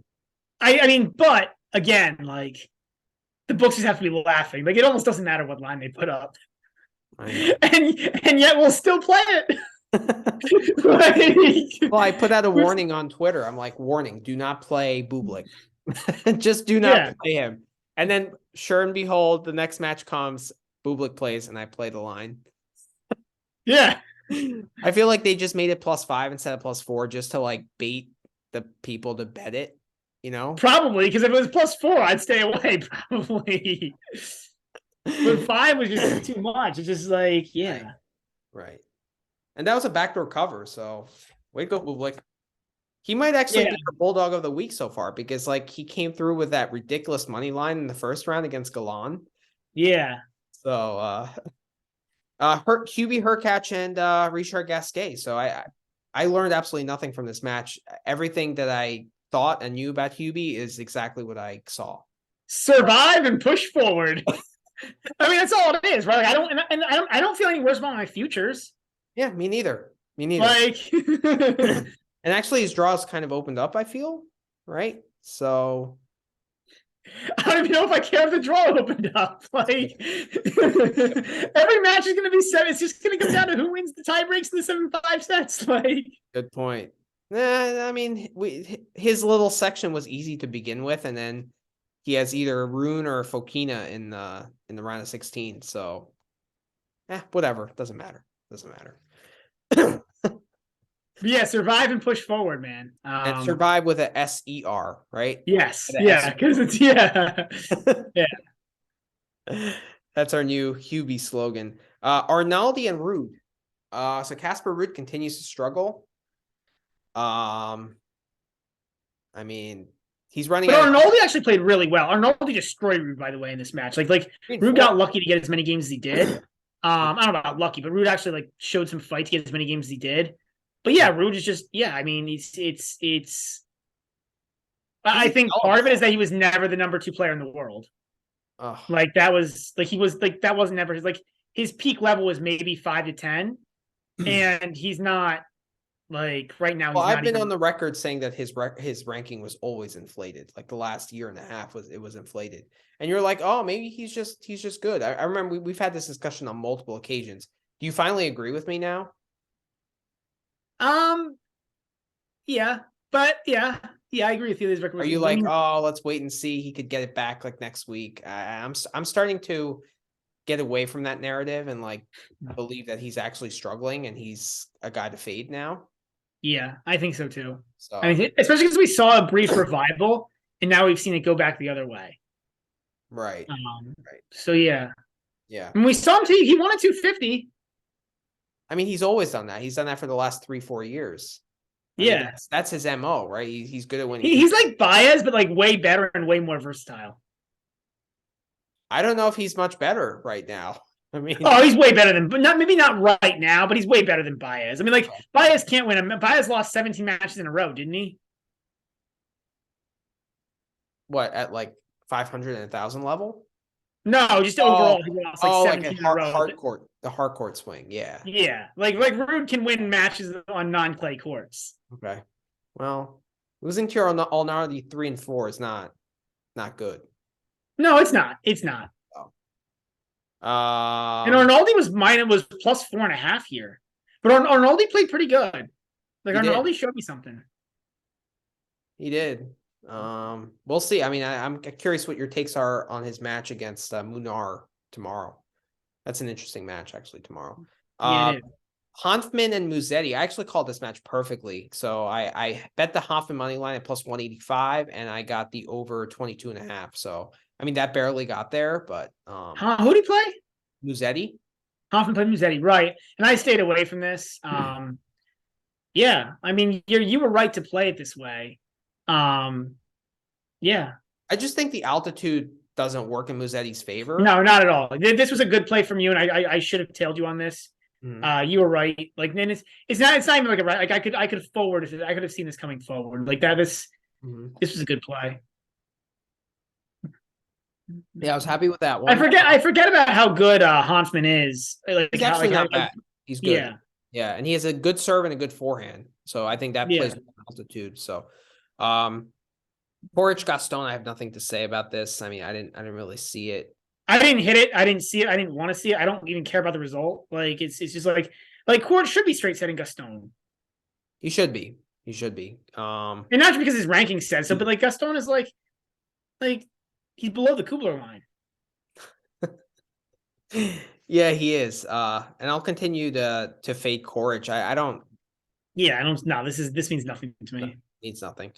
RBA and Halis. They played in Estoril. I think Halis won, and then this time RBA got the better of him. But I mean, I don't think this is particularly surprising. Like, yeah. I took this I took the Halis money. I had Halis over 12.5 here, which hit.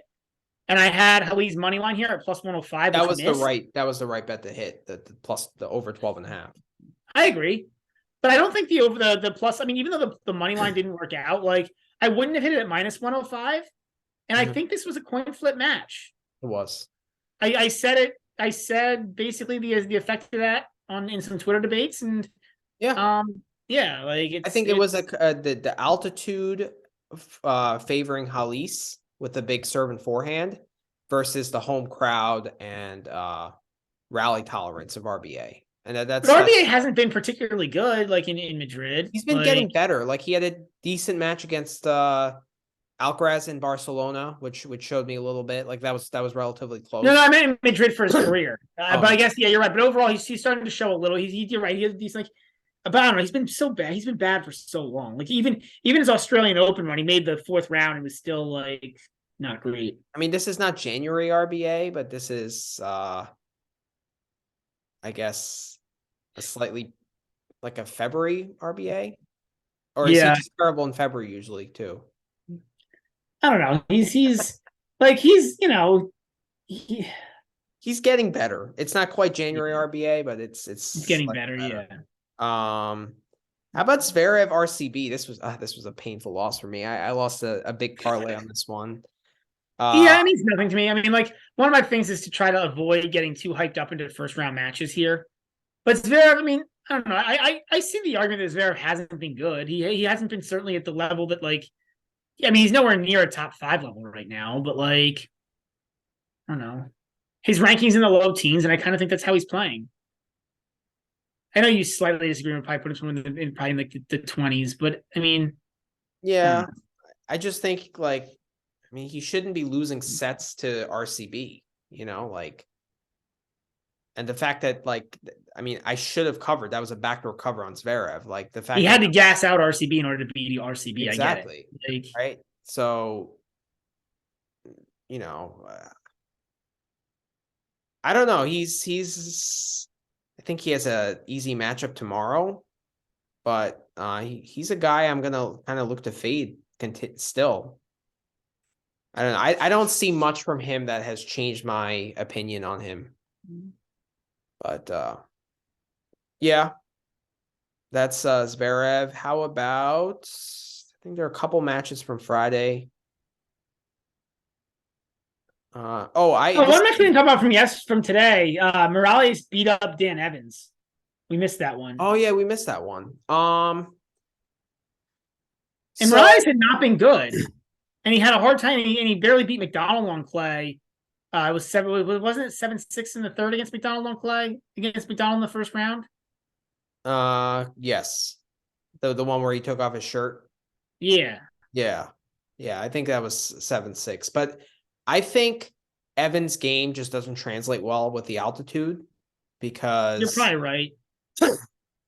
Like he can't, like his strokes are not big enough where they make a difference. Yeah, I think you're right. And they're not spinny enough to like. They're not spinny enough, and I think the slice is not really the effective play on this court. I would say, and just I feel like Zapata was just bullying him with like superior movement and just like. Yeah, I didn't see any of it. I mean, I'm not like.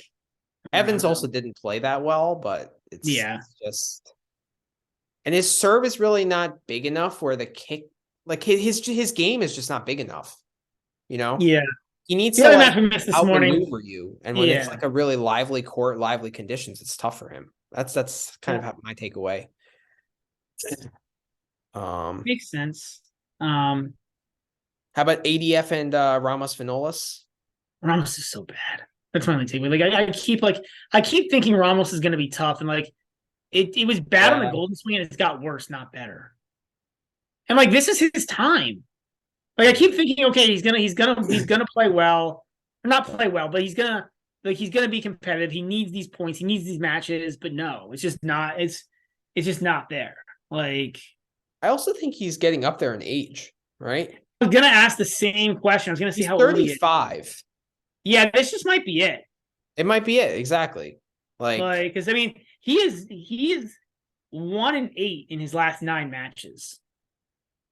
Yeah, he fights, he runs, but if you can't hit the ball well, like, and your ball striking is so inferior to who you're playing, it doesn't matter how. He's 1-8. Here's the list of losses: Morales in 3.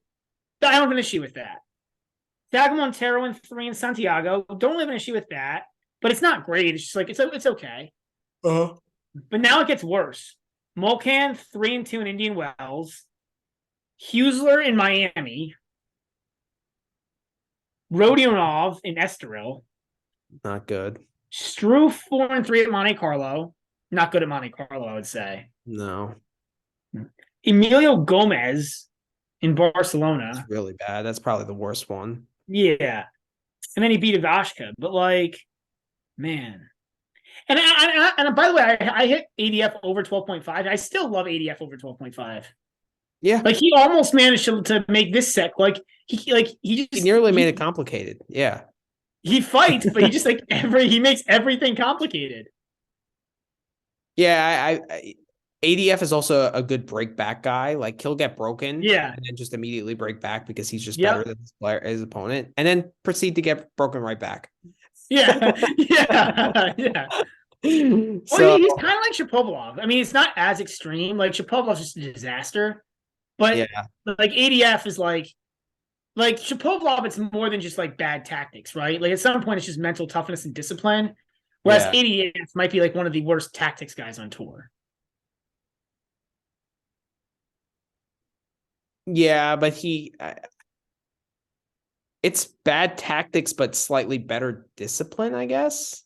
Right. Like there's a slight difference between like discipline and tactics.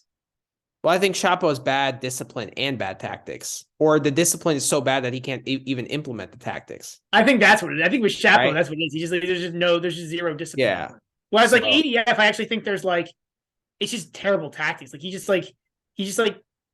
doesn't like.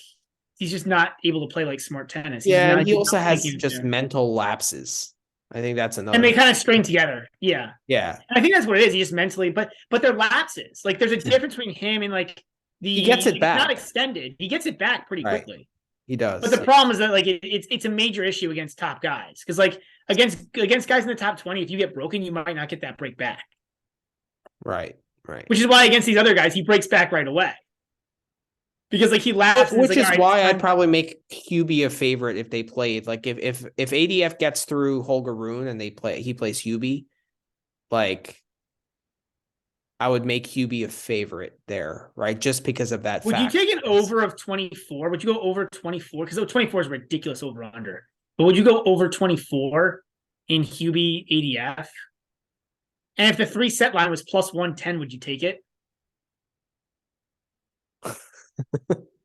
I saw a 3 set line at plus 110 today. That's why I'm asking. It was a pre-match thing. And like, I honestly think that's where the line, like, I think I'm probably going to play the over because I'll probably get a better price. But if I was the book, I might set this over under at 24 and set the 3 set line like plus 110. I just think like this is like a match made to go over.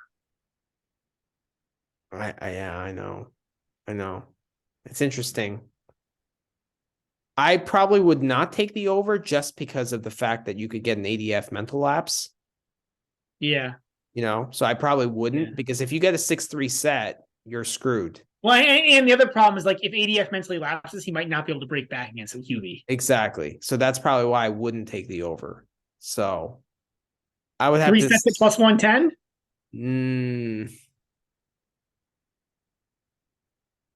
Probably not. I probably see like I would just take a money line there because like you're probably going to get like minus 130 versus plus 110. Like it's going to be that close. Right. So I'd probably just take money line.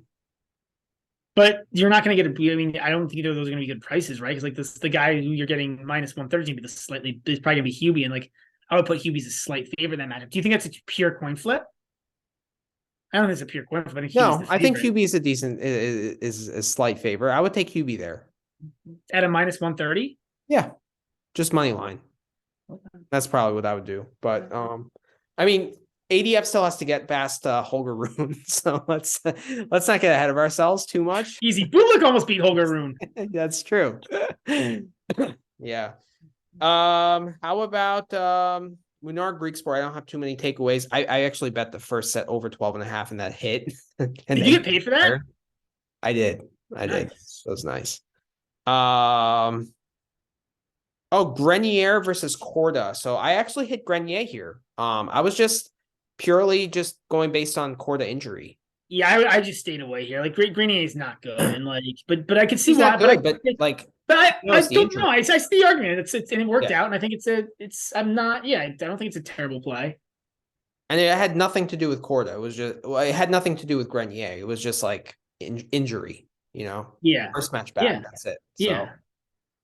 And usually you say stay away, but Korda was like a plus, or Grenier was like a plus 250 or something. So yeah, I felt like I was so short. Like I felt like the injury was somewhat baked in, but like it's so hard to like how do you quantify that? So like it's obviously like it worked out, and it's probably was the right. Yeah. I mean, it clearly was the right play. And even in hindsight, it was probably the right. Like even in like if I went back and thought about it again, I probably might have done it. I don't know. Yeah. So I mean that does it for. Oh, what about Rublev and Wawrinka? We haven't talked about that one. I think that's the last one. Miracle cover of the push for me on the over 22 for Wawrinka. I know. But yeah. Oh, there's one we still didn't talk about yet. Altmaier, which I bet on, and I lost on Oscar Oat. I lost the over. Like, I bet the over 2.5 sets here. What? I bet over 2.5 sets here. But you bet Oat here? Yeah. Actually, it was a really pretty close match. Like Oat just he got to 15-30, I think, several times and just couldn't crack the door. Like he got broken once in each set and lost. He had several chances at 15-30 and like I don't know, I don't think it was a bad bet because like Oat has a big serve, right? And then like he plays decently in altitude. Like he's done well in Munich. Yeah. Right? So yeah. I don't think that was a bad bet. I would lean on the Oat side and the Altmaier side. So and it was only minus 114. Yeah. And like I said, Oat like the match itself was actually like statistically it was almost a dead even match. Oat just like he got 15-37. Like I think he somehow like he won like a third of return points and only had one break point. Like winning a third of return points, it's not good, but it's not terrible. And to only get one breakpoint opportunity out of that, and then he squandered it, but it was one opportunity. But like to only get one opportunity out of that to break is like kind of amazing. Like he just like every time he got to 15-30 or deuce, he would just like he got to deuce several times, would just like do something dumb every deuce point. Like it stinks. Yeah, I didn't see any of it, but yeah. Oh, and then I wanted to comment on the Rublev Wawrinka match. I mean, my biggest takeaway was probably about the rock paper scissor coin toss. Did you see that?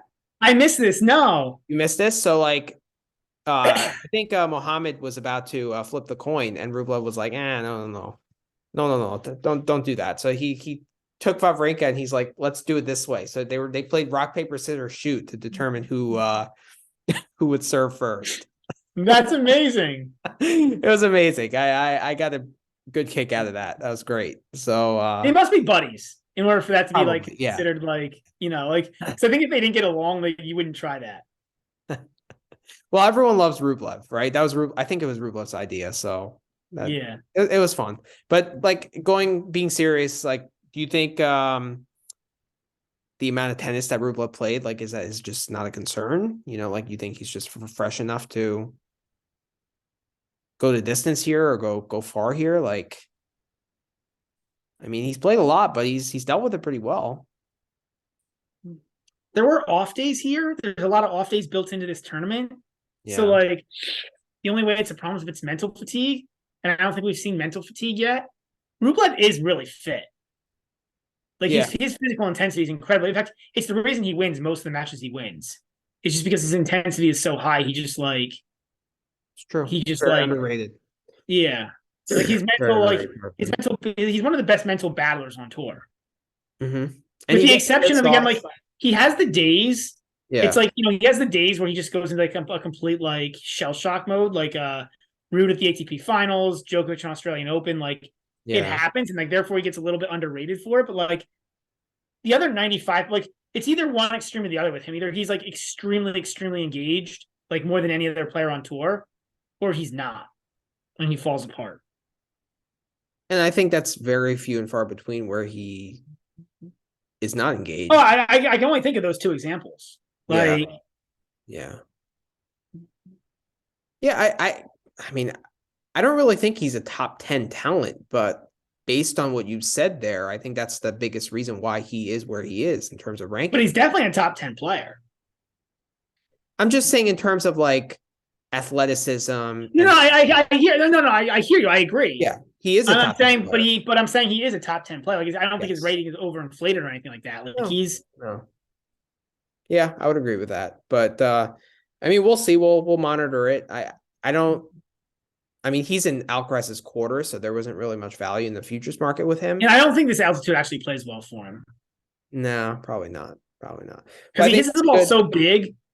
Yeah. And like not particularly spinny. Like he has it has spin, but not insane amount of spin. Like, I don't know. Mm-hmm. I think he's just prone to errors here. I think that's a good transition into tomorrow's matches. Anything on the first round that you wanted to bring up? Wolf is awful on clay.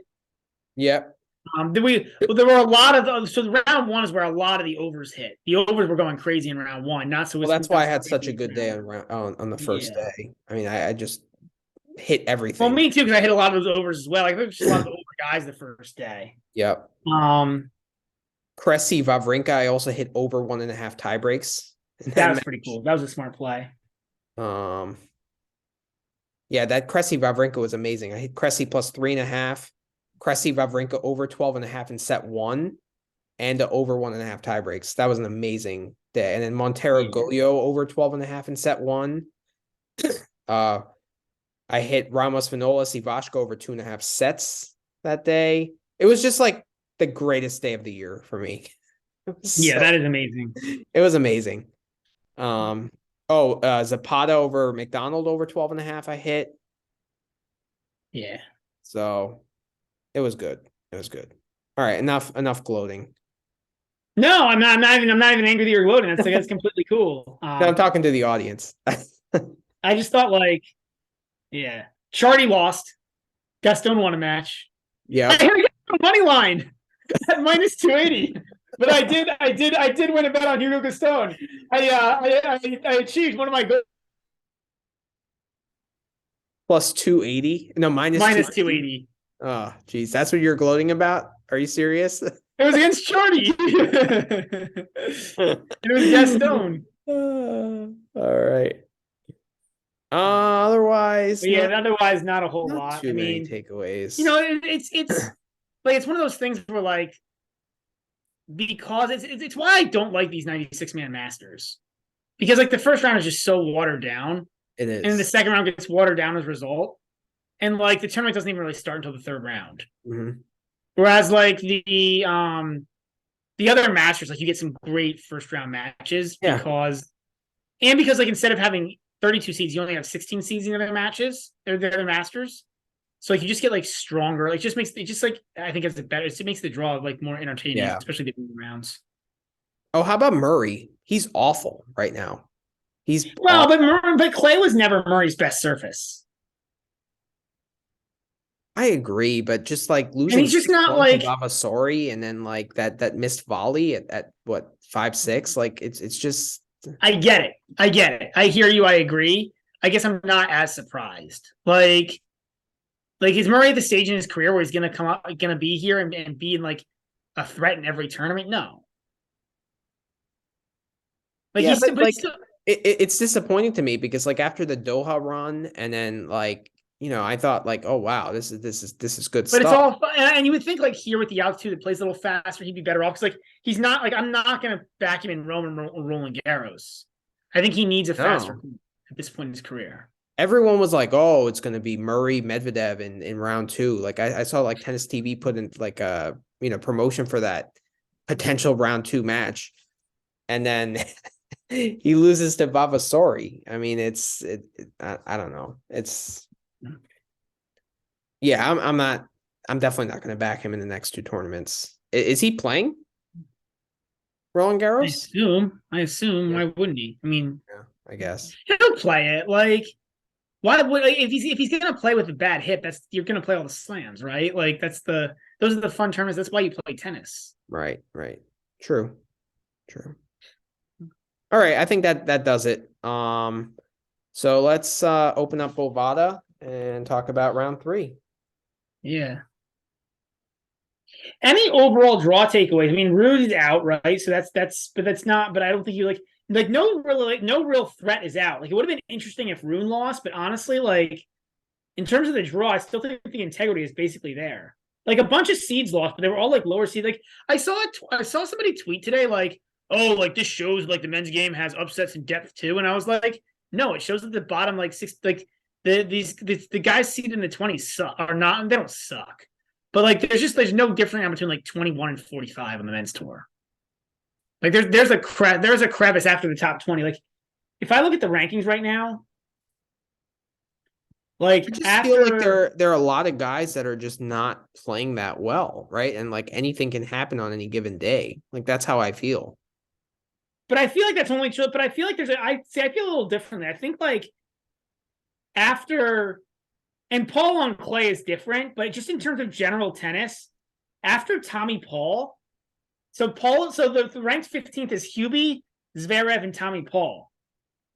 And then I think there's a huge cliff after that. It goes and like in terms of points, there's not, but in terms of like actual like tennis level, after Paul was ranked 17th, you get to Musetti, Demonor, Koric, Berrettini, Busta, Cilic. That's 18 through 23. Yeah, it's a weak. I don't see anything different between those 18 and 23 guys and the 40 to 45 guys, which is Rusevori, Zapata, Morales, Gasquet, Nakashima, Banzai. I mean, I guess I do, but it's not big. I'd probably take those guys over the 18 to 23s. Yeah, it's just like moment. Yeah. Yeah, it's just like after there's just like a cliff, I think, after there's like 15 guys who are like really good, get really good. Like, and that's why I keep saying like Zverev is like he's not the top 5 standard, but like he's better than like all the guys in the 20s. He's just like in his own tier. But anyways, enough Zverev talk. Yeah. I mean that's fair. I don't know. Like I really think only Alcaraz, Tsitsipas, Medvedev, Rune, Rublev, and Fritz have realistic shots of winning this title. That's how I feel. And obviously I would like if Hubie or Fokina won because then we'd cash our futures. But like just realistically, I don't. I think Hubie is a shot just because every match for him is going to be close. So I'll actually add Hubie into the mix. Yeah, just takes a toll. It's a lot. If he has to do that every match and he's still doing that against Gasquet. But there are off days built in. But I agree with you. But I think there's a chance. But like, okay. But like Kachanov's not winning this. No. Lajovic is not winning this. Not winning it. Yeah. Fokina is not winning this. Like Fokina is fun. But they could win like one match against the top guy, right? But to do like they're not going to do it multiple times. Right. Yeah. Exactly. So well, how about anything on the quarter prices? So Alcaraz is minus 275, Zverev is plus 450, Rublev plus 650. This one I don't like just because I think that like Alcaraz at minus 275, that's a pretty brutal price. I actually think that challenge that he faced against Rusevori in the first round is actually going to help him going forward. I don't think it matters. Like I think it's completely irrelevant. Like he needs a match to adjust. That's fine. Like whatever, he got through it. Like my takeaway is he got through it. Like second quarter Holger Rune plus 175. Hubie plus 450, Hanfman plus 450, ADF plus 600, Corge plus 900, Munar plus 900. Both are in Hoffman, a lot of respect. Arnaldi 14-1. Let's look at that draw here. So you got. So the books are giving Hoffman that respect because that section with root out is ugly. It's Arnaldi, Munar, Altmaier, and Hanfman.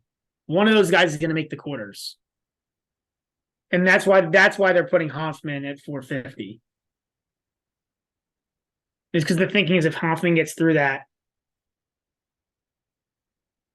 But then the bottom part of this quarter is brutal. It's Koric who will get killed. Koric will lose to Hubie, and then you have Fokina against Room, which is probably the best match of round 3. That's a great matchup. That is Fokina a great versus Rune. I can't wait for that tomorrow. Yeah.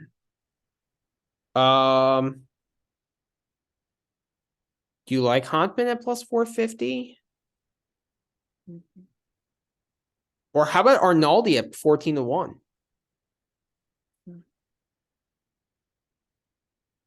I kind of like Arnaldi at 14-1. Because I think Munar's being overvalued. I don't think he's that much better than Arnaldi. I do too. I actually think Arnaldi's a favorite. If Arnaldi plays the way he did against Rude, against Munar, he's winning that match. Yeah. And then Altmaier, we talk about how Hoffman's good, but we're talking about how he's good compared to his ranking and compared to his general level. Right. He's not he's not that good.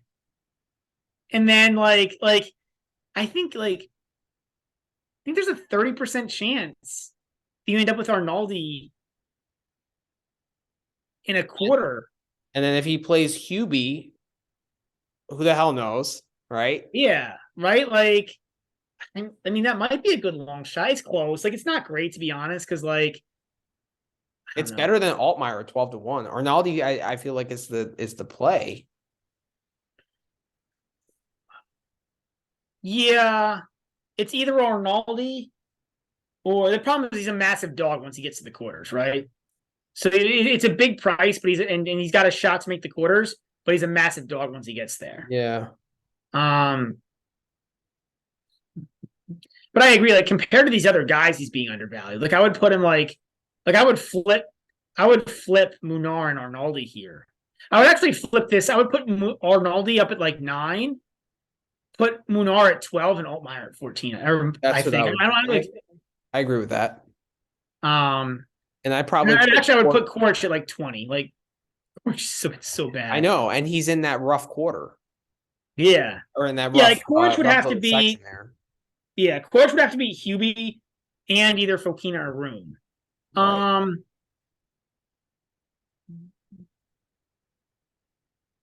I think if there's a play here,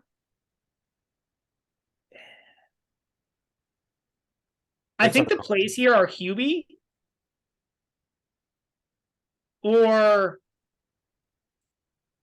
Arnaldi. I think those are the two plays potentially. Yeah, we already have a lot on Hubie, so I'm gonna hit Arnaldi. I like that. I think I'm gonna follow you on that. And it's only because he's in that weak little section there. I'm gonna hit Arnaldi. I don't hate it.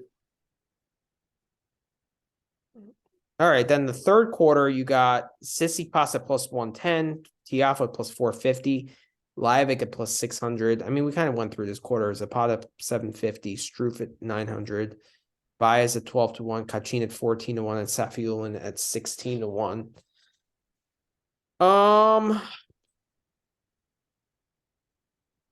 This is so chalky, but I think it's I don't like anything here.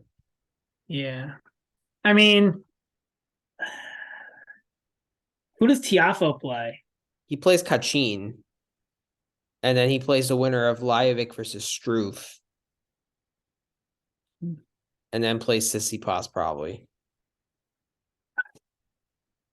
I only see one of 3 guys winning this quarter. It's either Tsitsipas, Tiafoe, or Lajovic.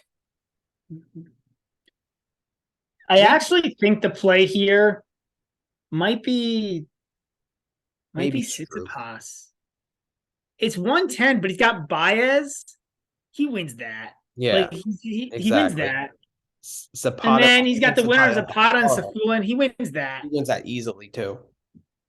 And so then he's in the quarters, and he's better than all those guys. He is. So it's chalky, but I think I'm gonna go Zapata. Or not Zapata. I think I'm gonna go. I meant Steph. Tsitsipas? Yeah, Zapata. No, no. I mean, it's yeah. I just think like, and like he could lose those matches, but like I think he's I better think than like. the only guy that he could lose to is Tiafo. Yeah, I agree. I agree. And like Lajovic has played well, but I don't think he could beat him. Struff, if he's like redlining for 2.5 hours, Struff could beat him. okay. Struff could beat him. But he has to play like the match of his life and redline, like that's It's unlikely. more for me draw because so the three guys in his mini section to reach the quarters are Baez, Zapata, Safulin. None of those guys are beating him. No. I agree. So those guys, like, I don't even care who made. I think Struff could beat him, but I don't care because if Struff beats him, then he doesn't have to play Tiafo, who could also beat him. Or like whoever plays in the quarters is going to have a chance to win. But like you're only laying, you're getting even money on that. Like Tsitsipas is a favorite against any of those guys. He just could lose that match. Right. I wish team won today because I think the quarter prices would be extremely interesting. It'd be really fun to see what the quarter prices look like. Yeah. Team. I could actually see them putting team as a favorite in this quarter if team won. And I wouldn't necessarily disagree. I wouldn't hit that, but I wouldn't hit that either. But like, it would have been really interesting to see.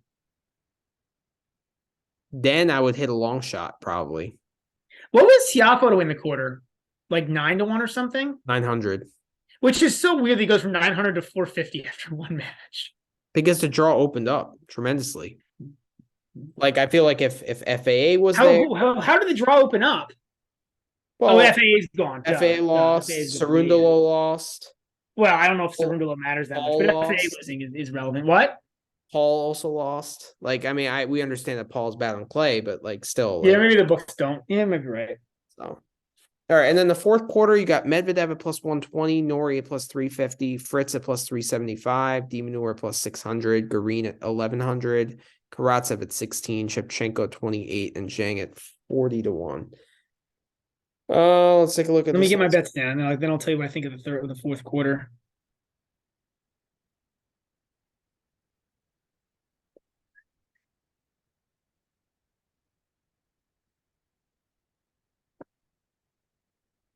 All right.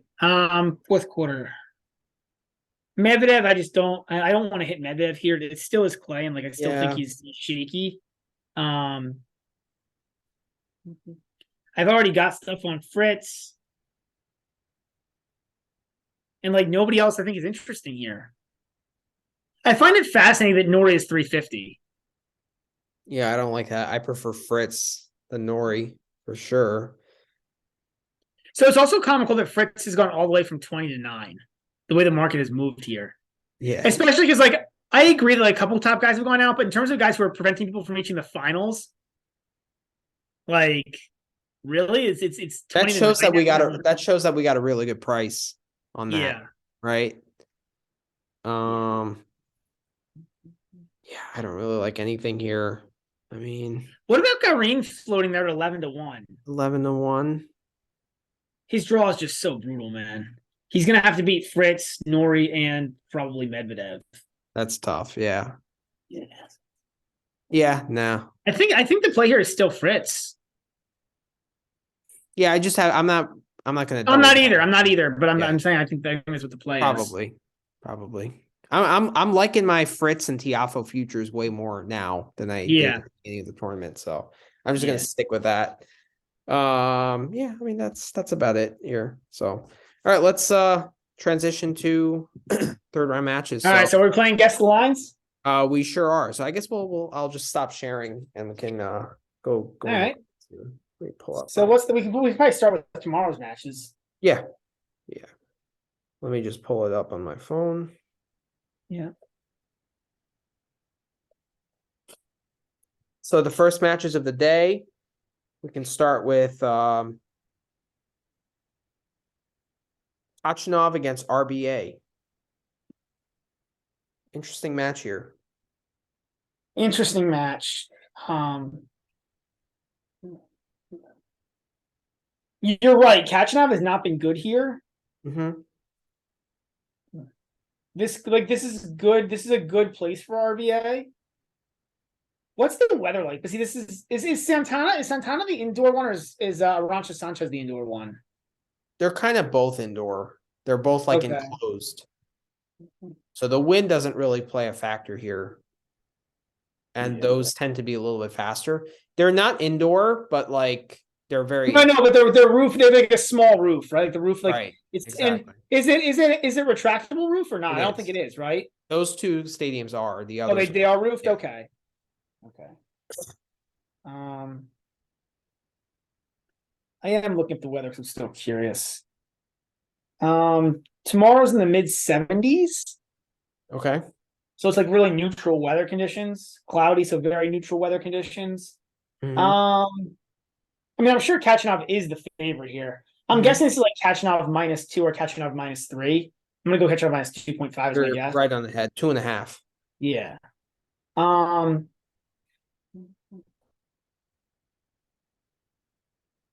What's the money line here? Is it like plus 150 for a goot? Plus 138. Ooh, not good enough. I think the book has this like perfectly spotted. Although I'm looking up. What's Kachanov over 12.5? I was looking up Bet Rivers, so let me see. I know that you Yeah. have Bovada, so let me check. No, but if you want to get Bet Rivers, that's cool too. Yeah, but you play on Bovada, right? Yeah. So, I'm a Bovada boy. So lazy. I really should play some books. Oh, by the way, I was listening to Bet Rivers podcast. Pretty good podcast. Yeah, they're pretty good. They are good. Yeah. That guy is funny. I like their guy. Hmm? The shape guy. Yeah. Yeah, we enjoy getting info from a lot of guys, so yeah, it's great. So thanks, by the way. If we forget to cite you, I try to cite when I remember who said something, but if I don't, I am thinking about you. We appreciate all the input that different people have. We love the chatter. Sometimes I just forget to cite. And one thing we appreciate about the Bet River guys is that they like they go to the event, you know. Yeah, which is and pretty cool. They have like a perspective like watching at the event. So that's like cool. Added perspective that like we don't have watching on our TV. Although definitely we do plan to do a live pod at one point. Like we might go to Cincinnati this year. So yeah, we would love to do that at some point. So on Bovada, you get Kachanov at plus 144, which is a little better. Or no, I'm sorry, RBA. RBA plus I still think the book, either book has this pretty well set. Like, I think this is a 60-40 match, 60% to Kachanov, 40 to RBA. So, like, you're not going to be able to play the money line there. What is Kachanov over 12.5? Kachanov over 12.5 is minus 130. That's probably the play. Three set line is plus 130. Yeah. Kachanov does like to lose sets. He lost one to Montero. Yeah, lost one to Echeverry in Miami. Yeah. Kachanov has not been good here. RBA hadn't been amazing here, but he's playing a little better lately, and he does get the home crowd. Tie break in the match is plus 145. I like that. I think that's gonna be, I think I might take that. What's the over? What's the over under? 22.5. Yeah, the neutral 22.5. I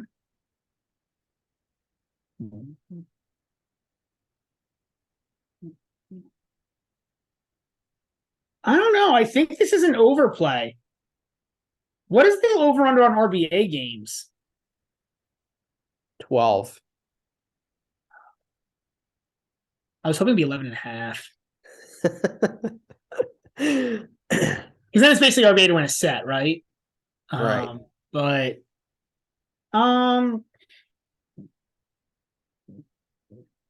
I think the only potential play here is the Kachanov over 12.5 at -130. And even that's tough because I could actually see RBA pulling this off as a straight setter. I like RBA money line. That's my play here at +144. I mean, I wouldn't go the other way with it. You know what I mean? But I mean, yeah. Okay. I just like, based on Kachanov not doing well with these conditions, like having a 2-5 record here, included with RBA, home crowd, playing better, good win against Halis, who's a similar type of opponent. I just think it's like a 50-50 match, and like you're getting plus money on RBA. So I don't think it is 50-50, right? Like I think that's the difference. Like I think Okay. that's like I think it's in think Rome. Kachanov In Rome, I better. agree. It's not 50-50 in Rome, but in Madrid it is, in my opinion. Okay. I think the Kachanov is so conditions much make better. Like maybe not so much. Kachanov is, but he's better. He's solidly better. I think he's a better player, but I just think like adding the home crowd, the altitude, that kind of sways it in his favor. RBA, like it makes it more even. So yeah, I guess it depends. Like, I guess it depends how much you're I guess it depends how much you're valuing RBA playing well the past couple matches. Because like if you think RBA is back to like decent form, I think that's the question.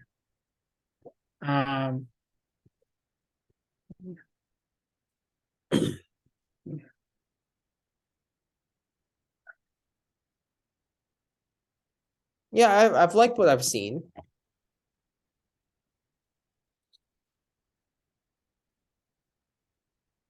Played Alcaraz tough. I'm looking to see. I gotta think about this one. Like I gotta see like what other people on Twitter are saying if there's anything else. Because like it's I don't know. I think this is a it's a tough match to call. Yeah. Two Like, and two I think the books against have this one pretty well set. What? 2-2 against Zapata. No, the last three matches have been great, and that's the last two tournaments. Like, there's some like real positive movement here. I mean, honestly, he's been okay ever since the European clay season. Yeah. Like losing to like Rusevori like to Halle 6-5 isn't horrible. It's not good, but it's not horrible. It's not like, it's like it's not like losing 2 sets to Holt. He beat Kurjanovic. That was a tough match. Yeah, or losing straight set to Arthur Fields. Like it's not like that. Yeah. Like he's been more reasonable now for like 6-7 matches. So Kachanov has barely played on clay. Oh well, no, he's played a little bit. I'll take that back. I mean, it's tough, right? Because they always played 2 tournaments, which is kind of like the standard. But Kachanov hasn't been good on clay. Like losing straight sets to Dan Evans, like that's not a good loss for him. Rublev, he was overmatched. I mean, yeah, Rublev won. Pretty much with tiebreak. But yeah, you're right. I agree. He was overmatched. But like, I would expect that in that matchup. Rublev's pretty good. Rublev, remember that's Monte Carlo, which Rublev won. I agree, but at the time of that match, we thought that was more of a pick'em, right? Yeah. So I like, the more I look at this, the more I like RBA money line here. That's I got to think about it a little bit more, but I'm definitely moving in that direction. Like it's never Kachanov at this point. No. And I'm pretty much off the Kachanov -130 over 12.5 because like. Well, you only bet the 12.5 if you think the guy's going to win the match. Yeah. Right, because you can't bank on like the loser getting over 12.5, which is possible, but like, no, we don't bank on it. Yeah. I like the tiebreak bet actually. Yeah, I think that's one play, the tiebreak play, and then I think the other play is the. I mean, I think the over could be in play here too. To be honest. Yeah. What's the odds on the over? It's 22.5, right? What's the odds on? -120. Because I could easily see like 6 and 4 here. But I can also see 3 sets. Like it's a close match. It's not going to be a blowout. Yeah, 22.5 just sucks as an over-under. It does. Because there's not a whole lot of 2-set lines to get you there. Yeah. All right. Yeah, I mean, Well, Kachanov's only win here in his career is Munar and now Montero. Montero. Yeah, it's not good. That's another variable that puts this in RBA's favor. I think I like the tiebreak line, Mm-hmm. the RBA line. I got to think about the over under. It's probably just the money line and the I It's mean, if probably you're the not money as line. confident, you can always play the +2.5 for RBA at -120. Yeah, I don't want to pump the odds to do that though. Right. I would just play money line. Yeah, I already bet it. You convinced me to take the I've money convinced you to line. go money line. All right. Yeah, Nice. 100%. Nice. I hope it works out. I'm still on the fence on the tiebreak. I like the tiebreak play too, right? That was like +150. Yeah. How I about think the I'm odd even total games? what was that? I made a joke. I Oh, said, what about the odd even total games? This is a joke. no. No. Klaus Fulgar will stop listening to us if we play that seriously. All right. Matteo Arnaldi and Wame Munar. What's your guess? Yeah, I'm thinking. I'm gonna go with Munar. That the line is Munar -2, but I think this is an opportunity to hit Arnoldi. You're pretty far off, actually. It's Arnaldi -1. And Arnaldi is a slight favorite here at -125. Then Yeah, how is Munar? Then those futures odds don't make sense. exactly. That's where I was going next. I was actually very surprised to see this.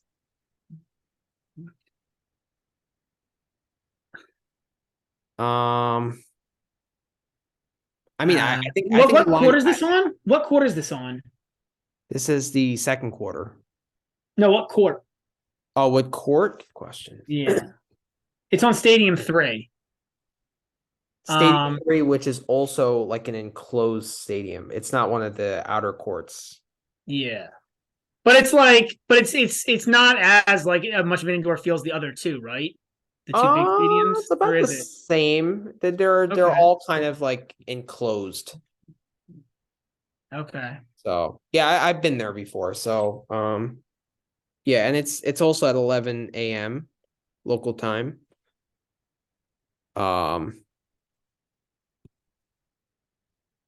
So sun doesn't really play in here, right? Not really, no. Wind doesn't really play here. And it tends to be those courts tend to be a little quicker than the ones like actually outside. Yeah. I mean, like this is another pretty good line. Which makes sense because like these have been up for a while, so the market's gotten the chance to like move these if it had to. Yeah. How about the tiebreak line at +180 here? Munar plays a ton of tiebreaks. The Match Yeah. 29 guys commented on it, and I actually agree with it. Like, just look at Munar's What's the over under here? 22 even.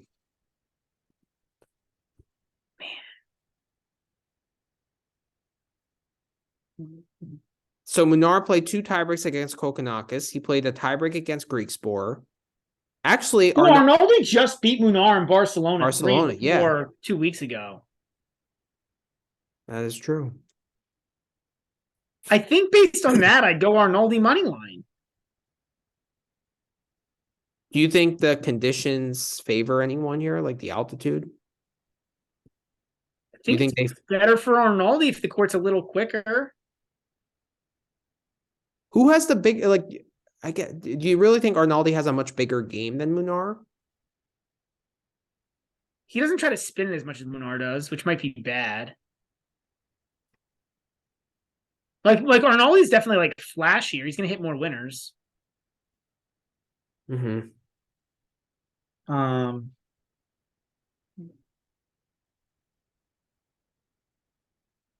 I like the tiebreak bet. I know they didn't play a tiebreak in Barcelona, but like I like the tiebreak bet at +180.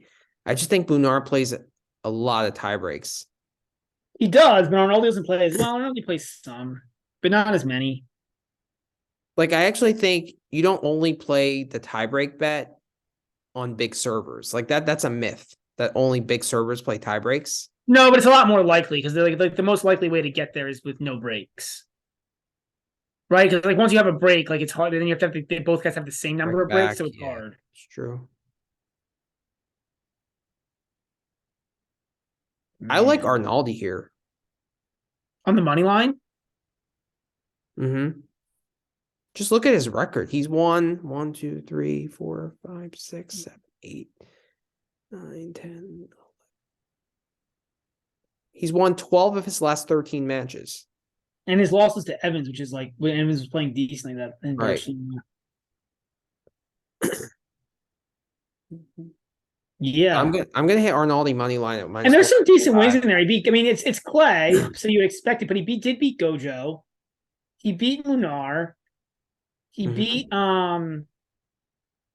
Fees, Beat Rude. beat Misilich, which is a decent win on Clay, beat Rude. But like then he beat Pear 7-6 in the fifth in the third.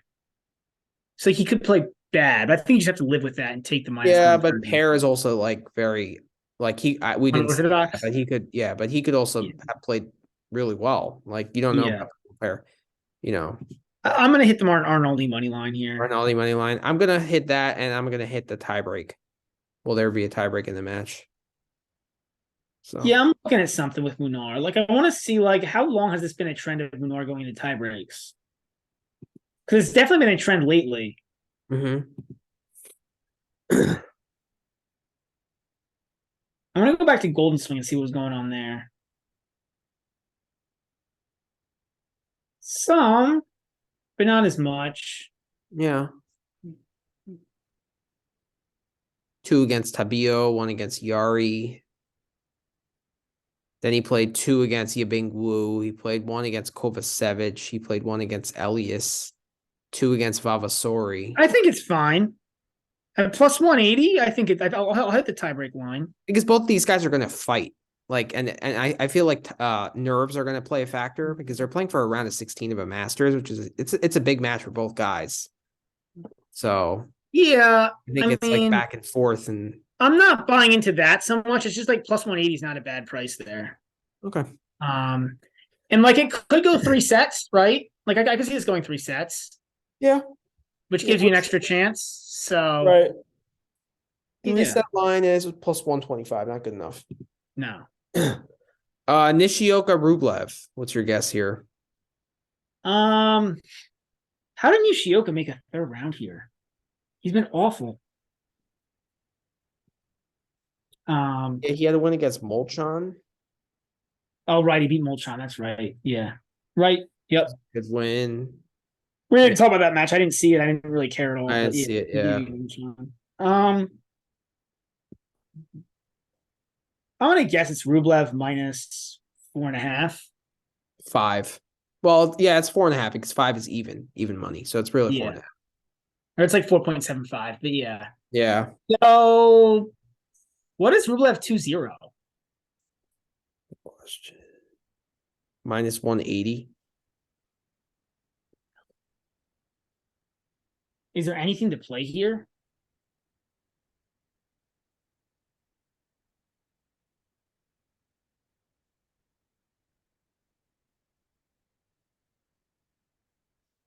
Under 20 games is plus 105. Under 20 games? Yeah. It's plus 105. That's not terrible.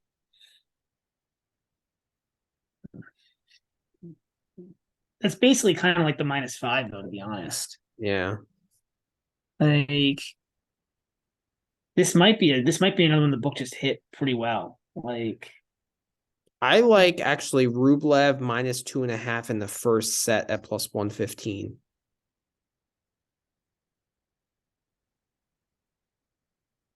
yeah. Yeah. Maybe. That line looks enticing because like I feel like Nishioka doesn't start hot. I could be wrong, but like Rublev, Molchan, right? he lost the first set, right? But neither does Rublev. Like in Monte Carlo when he won, he lost the first set 3 matches. And the other match, and the other one of his 2 times he won the first set was catching up in a tiebreak. True. That's right. So I actually don't like that. Yeah, that's true. And it makes sense because like Rublev's mental intensity is just what wears you down. And like that wears you down over time, right? Like, good point. Good point. Yoshi under 8.5. I mean, it's all the same. I think this is a stay away. I think the books have it priced right. It just sucks because like maybe Rublev minus 1.5 sets is a parlay piece. Maybe, but it doesn't feel like. I mean, you're laying minus 180 juice. And like I don't know, like yeah, maybe it's a stay away. Next match, Grenier and Zverev.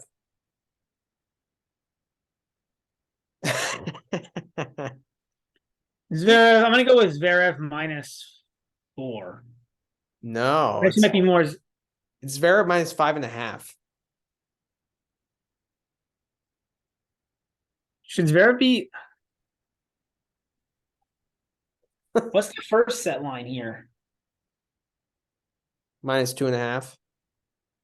Well, what do I get on? Oh, the line for the money line? No, for -2.5. Like Grenier -2.5 or Grenier plus 2.5 in the first set is what? Minus 120.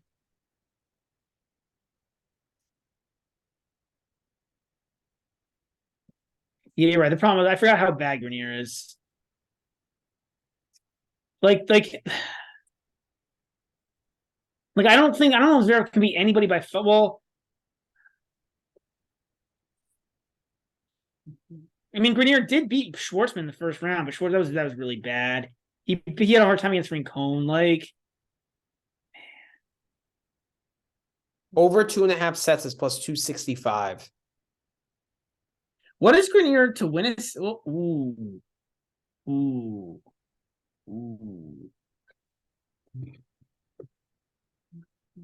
What? That's enticing. It is. I was looking at that. What is the Grenier money line? I don't like it. But I mean, plus is it like plus 500? Plus 675.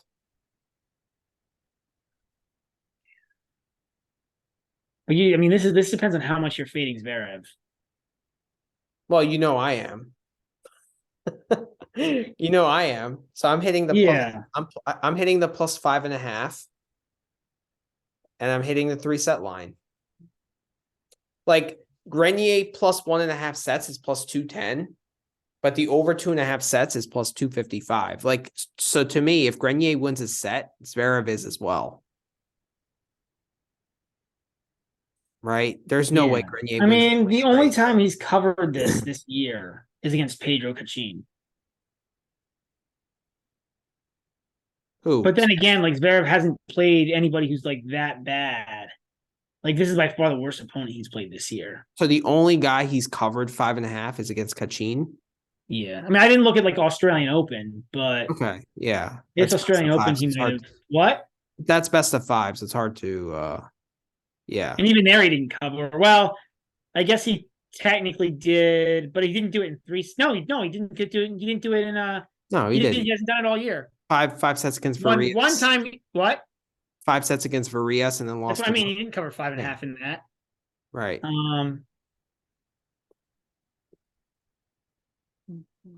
Yeah, I'm gonna hit Grenier then. But I don't like taking the games. I think I prefer the 3 set line at plus 265. Okay. Like Bublik took a set off from Monte Carlo. I know a completely different thing, but like Bublik didn't want to be there. Yeah, the only thing which makes it a little different is like the altitude. Like I think Zverev likes these conditions. Like he's been good in Madrid before, right? Like it'd be great in Madrid. Yeah, it's been one of his favorite tournaments. So that's the only thing that's like holding me. What's Zverev over 12.5? Ooh.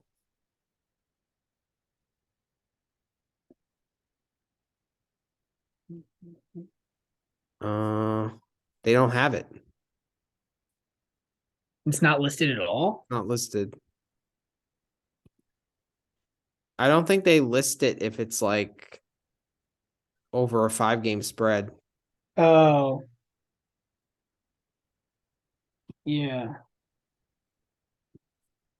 So I'm definitely gonna hit the plus 5.5. I'm still thinking about the See, I don't love that plus the that's 5.5 because you don't? like no, because I could see the same thing. I could see the same thing happening to you that did against RCB. And granted, we're right because RCB like I can see the same thing happening. But if it's a straight set match, then that basically covers for it. If he gets like 4 in a set, you're basically good. If it's like 4 and 3, then you get it. Yeah.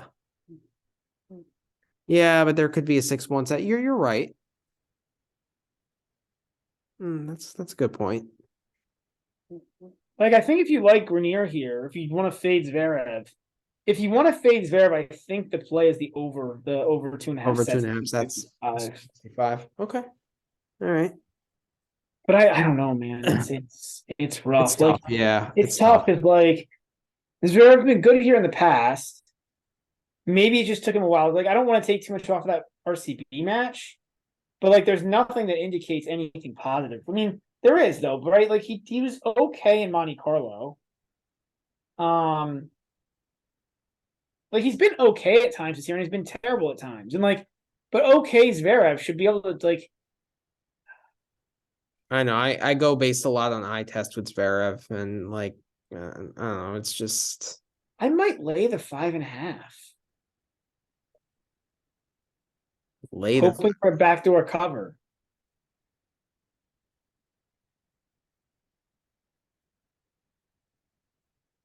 But if you need a backdoor cover, then you need Grenier to win a set. And in that case, just take the. Well, I mean, you can also get a 6-1 set, right? You get like a 5-2 or a 5-1. Like, I mean, That's true. And like that, and like Zverev is like he's like, do we think that Grenier like mentally wears down if you know if he's doing like I could see the second set like falling apart for Grenier.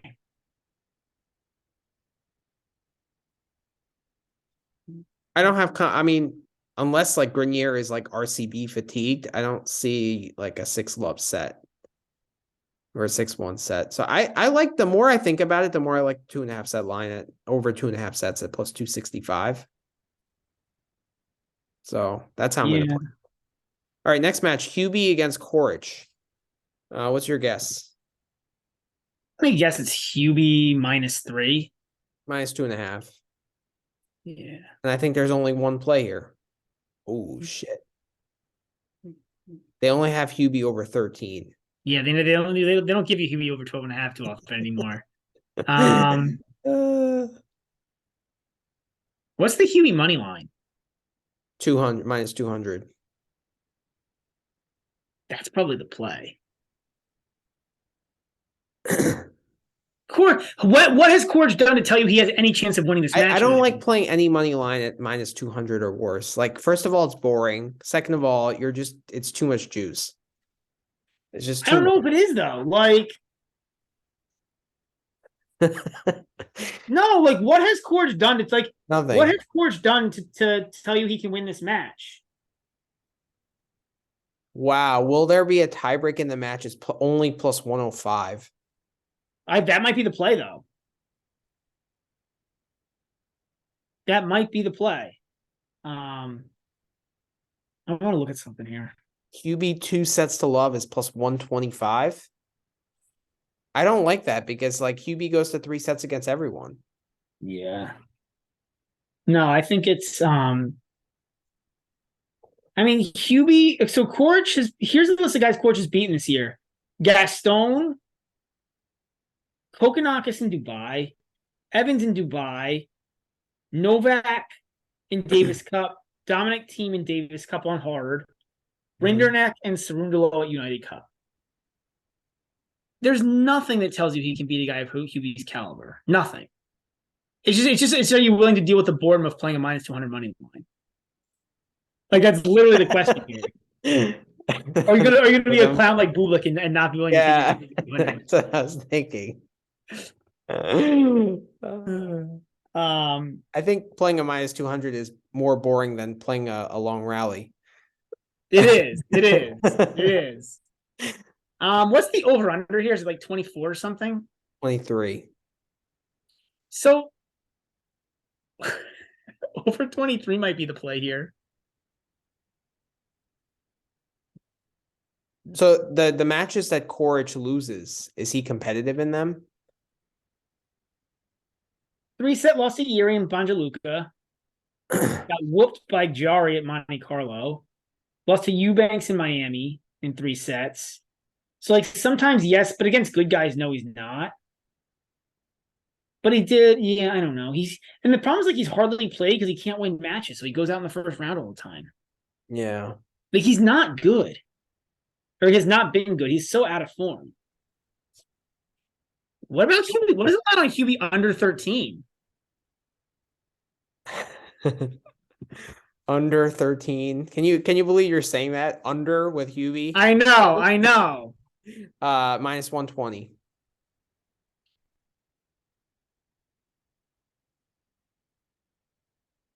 You know what I might do? I'm gonna do Hubie money line and parlay that with Rublev 2 sets to love against Yoshi. Okay. That's what I'm doing here. So it's basically 2 minus 200s. I think the play here is, I mean, I think again, like it's boring, but for this match, the play is the Hubie money line. Hubie money line. Like I get plus 131 with that 2-way parlay. That's how I'm going to play this. Yeah. And then I'm still really thinking about that over, man. But I don't think so. I mean, like, I know, like yeah, I know. I'm not going the over. It's just Hubie money line. Like the 200 is that's a really nice price on Hubie. Yeah, against Coric. Against Coric, yeah. Coric. Like, I think this should be like. I think this should be like I think this should be like 300 or 350. Like it should be maybe even higher. Like, do you what percentage chance does Coric have of winning this match? Coric is since United Cup. I actually think Gasquet had a better chance of beating Hubie than Coric. Since United, so Coric is 8-8 this year. But like I said, like his 8 wins, like he's got 2 at United Cup, 2 in Davis Cup. So in non-team events, he's 4-8 this year in like standard tournament style events. Yeah. Which means he's literally minus 200. Like a random ATP opponent is minus 200 against him. Is Hubie at Madrid better than a blank average ATP opponent? Yes, absolutely. And these conditions favor Hubie. Yeah, like I think this is like a no. I mean, yeah, I guess Hubie could lose because it's going to be ridiculously close because it's Hubie for no reason. But like, yeah, but in I think clutch situations, like Hubie's battle tested in those clutch situations this year. Oh yeah, well, in general, right? Because like he plays so many close matches. Right. So if that gets to like 6, tie break or something, like he's going to have the clear edge. So I like that. All right. Next match, Altmaier against Hanfmann. Really? I don't even know anything about these guys, man. I don't watch these guys. These Challenger Cloud. Hanfmann versus Altmaier? Yeah. Okay. I mean, this is Hanfmann then clearly. Hanfmann's actually like kind of viable on play, more so than Altmaier. Hanfmann minus 3. Spot on. I'm thinking Hanfmann here. What is Hanfmann 2-0? Plus 116. That's enticing, man. What do you think? Or would you rather lay the 3? I think I'd rather lay the 3 games.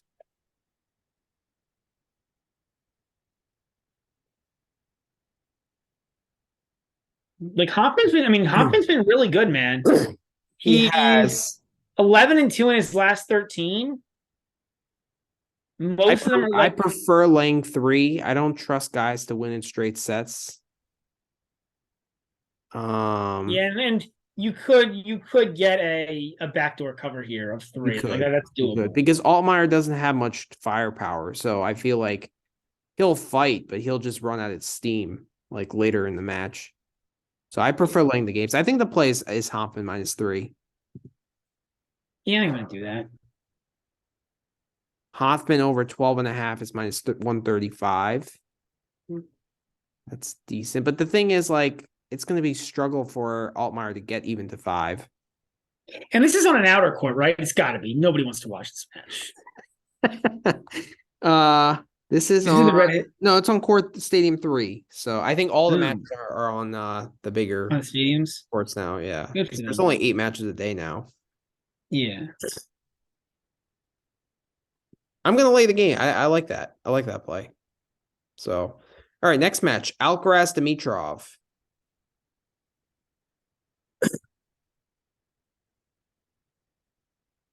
What do you have here as a line? Alcaraz -5. Spot on. And I haven't been looking. I'm not cheating. I know. Really good. Really spot on. Yeah, I mean, I don't know. Like, Dimitrov's another guy that's just really hard to bet. Yeah, but on this court, this is all Alcaraz. I mean, I guess you come with the narrative that maybe like the line is being slightly undervalued because of Alcaraz winning or Rustovoy taking a set. Like, But Dimitrov I beats actually, Ferrer. as you said, I think that's irrelevant, and I think that's actually going to help him. So I wouldn't go that far. I think I'll say it's irrelevant. I think it's completely irrelevant. But I'm saying maybe the book is taking that into account. Like, but like Alcaraz and Dimitrov played in Paris on, I think I said this on the last pod. They played in Paris on Dimitrov's favorite surface. And Alcaraz took him to the woodshed. I think it was like 2-2 or something like ridiculous. 1-3. 1-3? Yeah. Yeah, so same thing. I mean, look, yeah. Yeah. Yeah, I can. So my thought is actually going with an alternate line here and being more aggressive on the Alcaraz side. I'm gonna go. I like doing this to these big ones. Yeah. I'm gonna go 6.5 and go plus 200.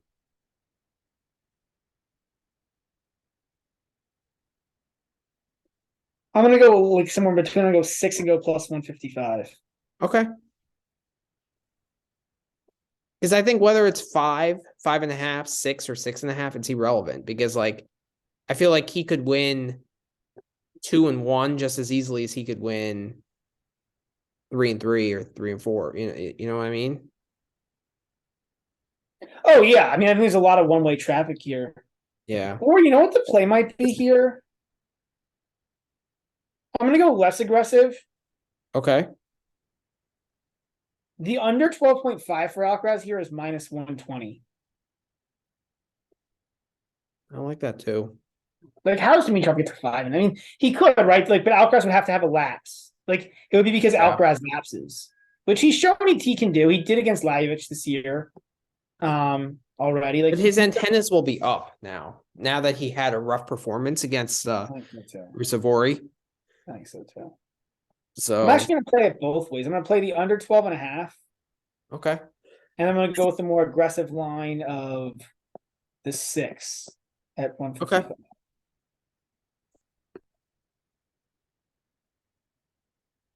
I mean, Alcaraz 2-0 is minus 265. That's ridiculous.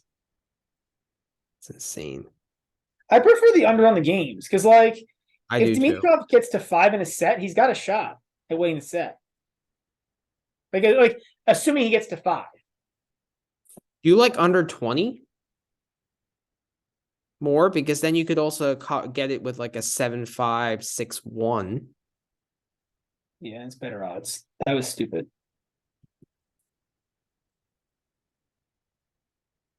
Yep. Right? And you get 5 cents better. Under 20 is better than under 12.5, right? Yeah. Because like the amount of intensity that Dimitrov is going to have to exhibit to get to 5 in a set is going to be like crazy. He's not going to be able to match that in the second. Yeah. Oh, he might go away. So, all right. And then the match of the day tomorrow, ADF and Rune.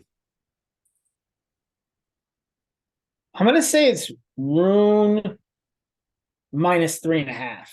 -3. So the games aren't a viable play here. What is room over 12.5? -125. That feels really good. That does feel good. I think that's the play. I also like ADF money line here at +162.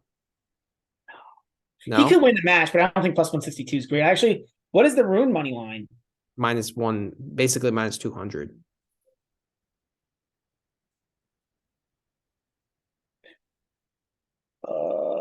How has ADF done in Madrid previously?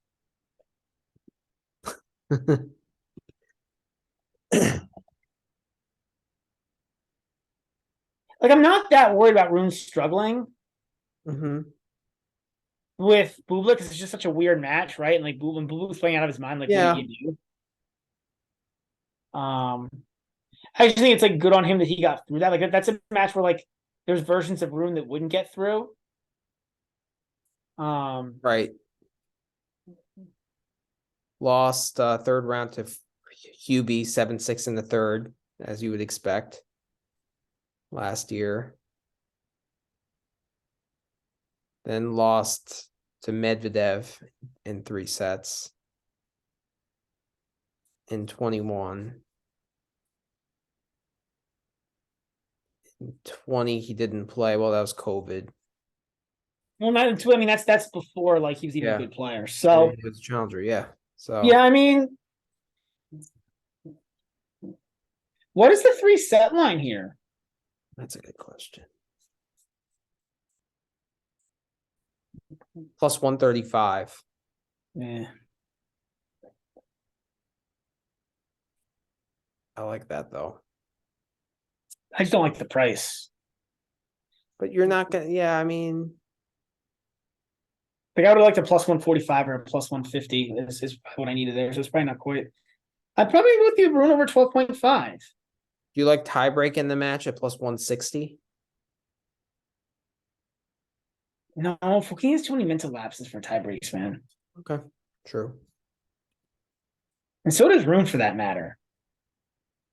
Like this is 2 guys who could mentally lapse. I mean, which again leads you to say the three set lines to play. And like, look, that's interesting. Actually, maybe the 3-set line is not good because I think Fokina's last 11 matches have been straight sets. Oh, okay. Last 12 matches have been straight sets. His last 3-set match was against Kachnov in Indian Wells.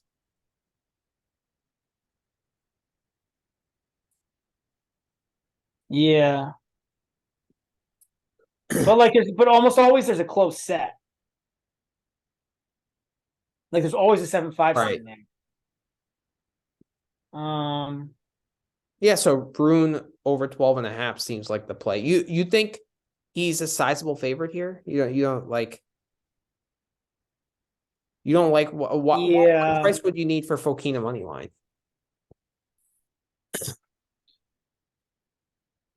Maybe like 190 or 200. That much, really?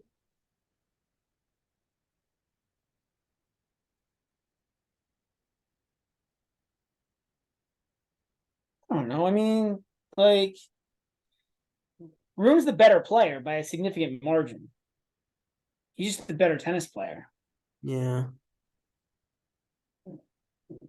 And Fokina actually rarely beats top guys because he just has too many lapses. You're probably right.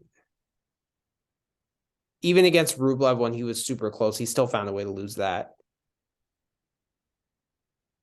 He's 11-32. No, that's against his career. I agree with you. Rune over 12.5 is the play. 100%. But I do think that is a good play. That is a good play. All right, and then going on to Monday's matches, you got Demonor and Karatsev. What's your guess here?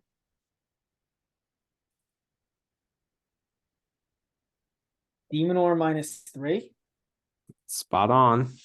Again, Do you like the can't Karatsev money imagine. line here at plus 157?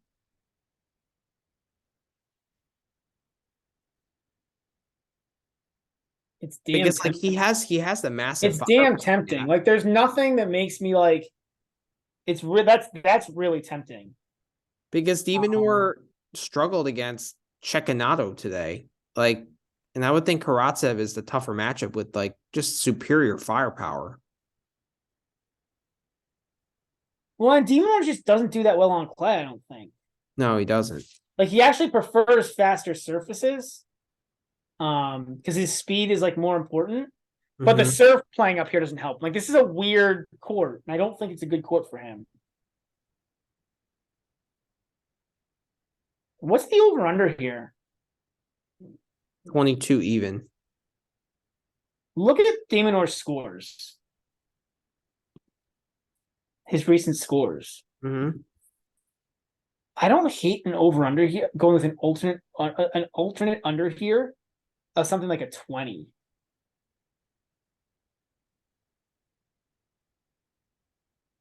And just betting like basically you're betting that like whoever wins the first set, like you're betting on either Karatsev blowing him off the court or but it's only 165. It's not that great. I was hoping for more. Like, look at Demonor's scores. How about Karatsev 2-0 plus 340?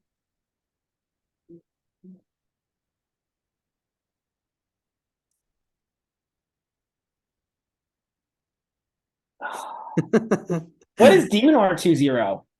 Plus 128. No, that's not good at all. Yeah, The reason why I like Karatsev here is that like the match is in his hands and the conditions suit his game way more than it suits Demonor's. I also like the under 22 here at minus 110. I just like don't see how this gets two close sets. So this is like the one rare time where you can get like an under. Like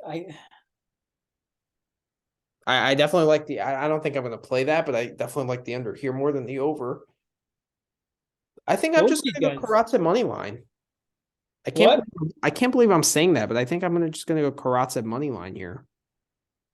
Karatsev is 7-1 in his last 8. A lot of those are qualifiers against like weaker guys. And he lost like he started by losing a set to Haas and lost a set to Altmaier. Like it's not the most impressive 7-1, but it is like he's playing better for sure. Yeah.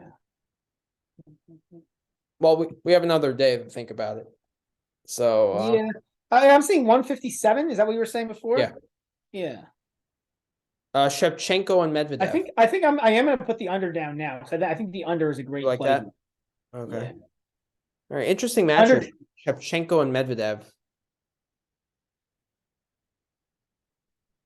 Shevchenko's been pretty good lately. I'm going to guess the line is 4.5 here just because of like the name value. Medvedev minus 1.5. It's 5. And I'm going to play Shevchenko plus 5. If Vavasori got a push out of it, there's no reason for me. I feel really good about Shevchenko getting a push at 5. Yeah. And like Medvedev could fall asleep, Exactly. Like I like the 5 a lot. I think that line is probably going to move down to like 4 or 4.5 by match time. Yeah, Shevchenko's been really good lately. What is the money line? Plus 475. Ew. I was hoping for a bigger, like I want to take Shevchenko money line, but that's not really that amazing. I know. I want like plus 750 or 800. Yeah. Shevchenko plus 1.5 sets is plus 160. Over 2.5 sets is plus 220.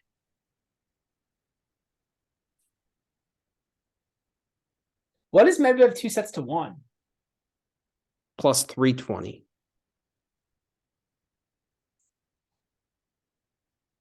I think it's just Shevchenko plus either plus the games or to win a set.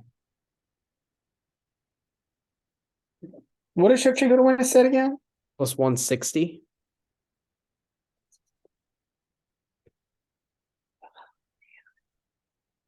You have another day to think about this, but I think I'm gonna just take Shevchenko plus the games. And plus the set and a half. Yeah. I'm gonna do. You know what? I'm definitely doing plus the games. I said 4.5, but I really wanted Shevchenko with 4.5. Yeah. Like I just thought it was good because of pure name value. So I'm gonna take Shevchenko plus the games. And then I'm gonna think about this. Do I take a set and a half or yeah. I don't know. Yeah, but I like it. Okay. Probably just Shevchenko plus the games. Lyovic and Struff.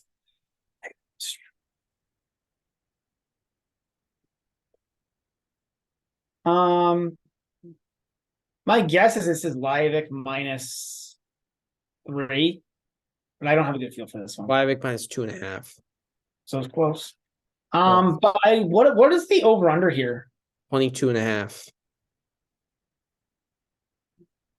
So it's your standard. I like 3 sets in this match. Plus 135.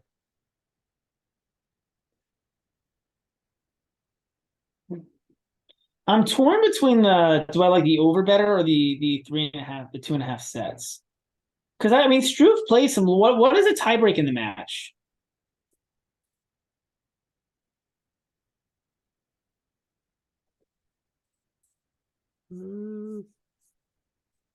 I don't see that lineup yet. Yeah, it probably isn't.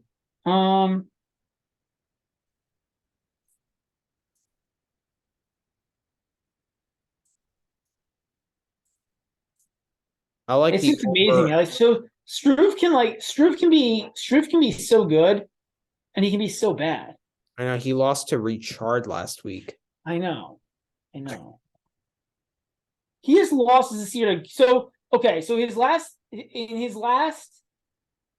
so on the European clay swing, right? He has a loss to Gaston, wins over ARV, Demonor, and Rude, a loss to Richard, and wins over Sonego and Shelton. Yeah, and then played Rublev tough in the second set. That's what I mean. Like he has like it's like he can beat anyone, but he can also lose to anyone. What? He can beat anyone, but he can also lose to anyone. And it's just because like he's like so he's just so like so he's so up and down within a match. Yeah. Like he just like he's like it's not compete level, but it's just like he's just like mentally like he's like a worse version. Honestly, he's Fokina, but worse. Yeah. Like in every respect. Like he's like 70% of Fokina.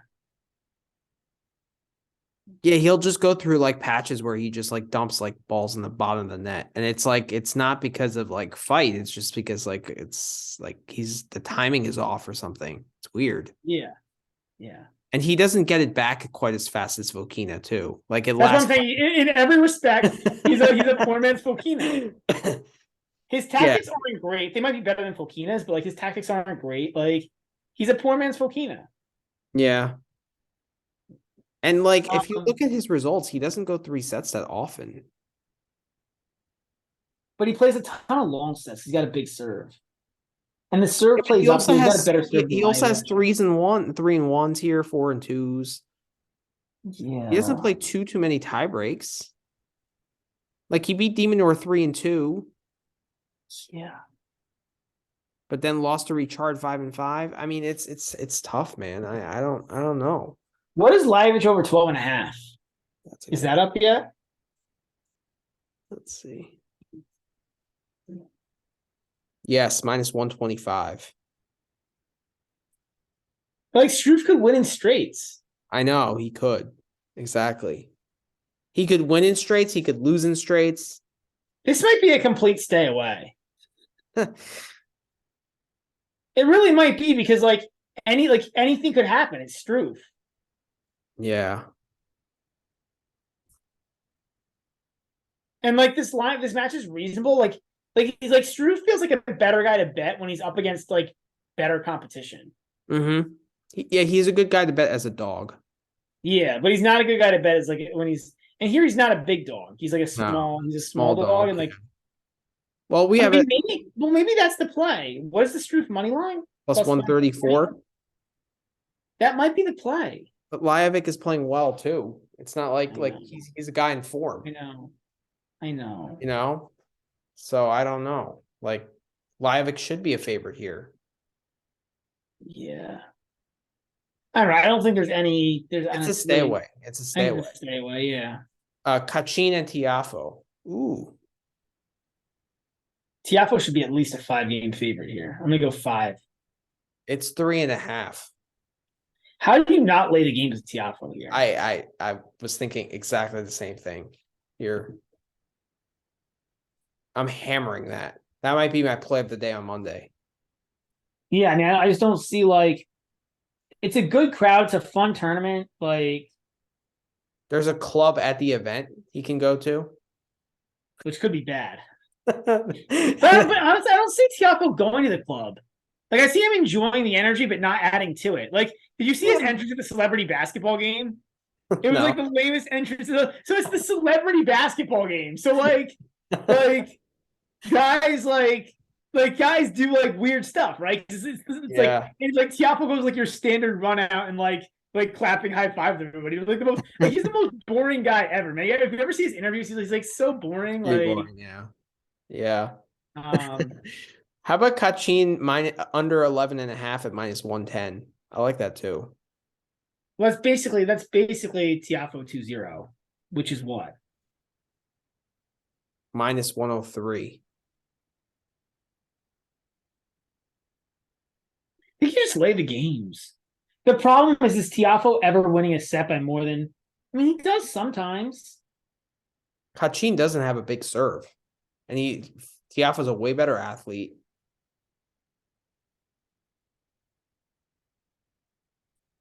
I know. You only need one break in each set. Huh? You might only need one break. You definitely only need one break in each set. But Kachin has been better. The reason that so this is a little dangerous. Kachin is 7-2 in his last 9. He actually is starting to play better. He made the finals of the Madrid Challenger 3 weeks ago. Okay. So that's why the books have it here. But 3 sets over some guy named Santillan, who I've never heard of. I didn't even know he played tennis. 3 sets over Mauro Cañas. A tough player, but not that good. 3 sets over Offner. Again, not anywhere in Tiafoe's league. And then you lost to Shevchenko in the final. And what was the score of that final? 4-3. But Tiafoe's still better than Shevchenko, right? Oh yeah. That was sarcastic. I'm pretty sure he is. I still like laying the games here. I just think also there's a firepower edge. How is Kachin going to break Tiafoe's serve in altitude? Like Etch covered 3.5, or Tiafoe he covered 3.5 against Etch. It was 6-3. Yeah. Like Etch is way better than Kachin. So I'd be more hesitant actually if it was in Rome, but I'm definitely going to lay the games here. I think so. I think the Kachin in Madrid is kind of false. It's 3 wins over Challenger. That's not surprising, right? Kachin is he's going to beat Challenger level guys. He's better than them. Yeah. Kachin isn't that bad. He's just not. He's borderline ATs. He is the Kubler line. It could be the Kachin line as well. Yeah. I like Tiafoe there. All right, 4 more matches we got. We got Safiullin against Zapata.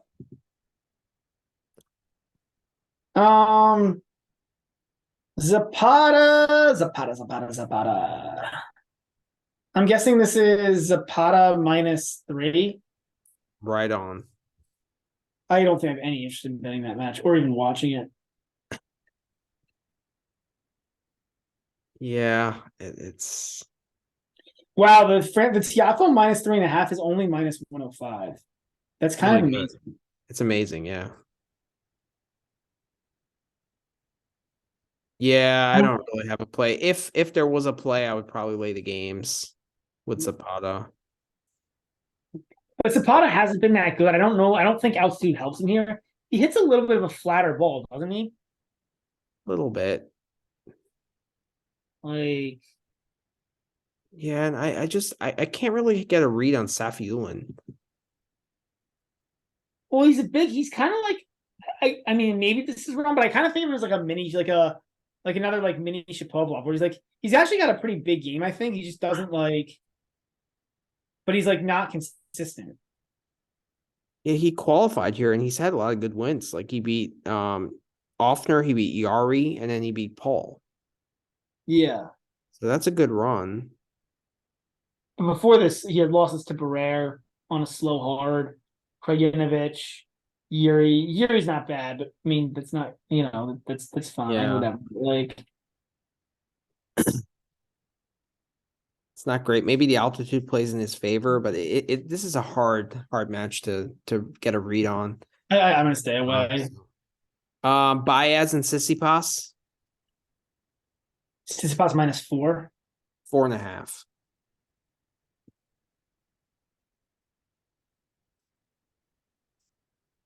I mean, if we were like close to winning, laying the games with team, is there any reason to not lay the games here? Like if Tsitsipas gets a break in that, I mean, but Baez, set, like this is still clay, and Baez is a decent mover. Baez does fight, like he but does fight. altitude. But he's still like, but with Baez, right? Like Baez is still playable here because the problem with Baez on isn't necessarily court speed; is that he doesn't move as well on hard courts. You're right. Like he just doesn't know how to play on hard courts. He knows how to play tennis. But Tsitsipas serving this well.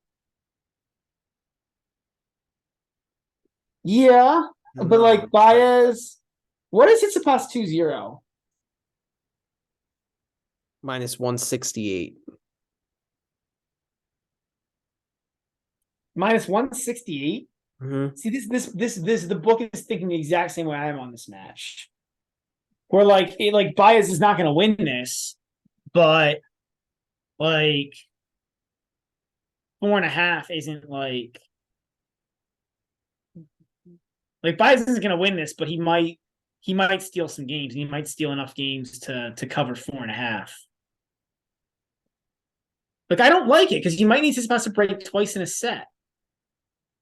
And Baez fights pretty well. Like if Baez goes down a break, he's not just going to just give These up guys the set. played. Good question. Tsitsipas leads 1-0. They played an Australian Open last year, and it was 4 sets. 7-6, 6-7, 6-3, 6-4. So that leads me to say I don't want to lay games. I might go. What is this? It's a pass money line. Minus 550. Yeah, exactly. I think the book has been pretty damn well called. I don't think this is that hard of a match to call. That's the problem. Tsitsipas over 12.5 is minus 135. So what is under 12.5? Plus 105. Ugh, too much juice.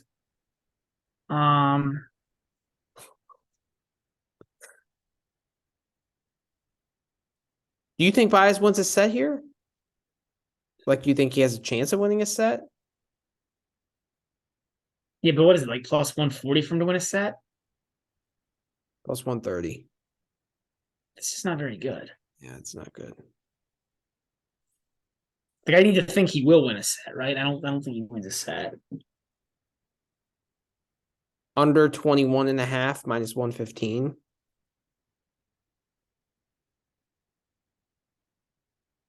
Tsitsipas doesn't return that well though. Like Buzz doesn't serve well either. True. It's just a mess.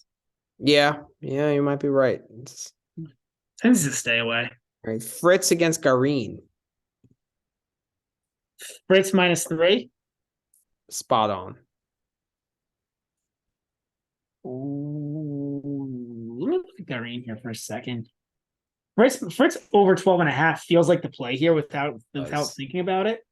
Minus What is one, the line on that? minus 130.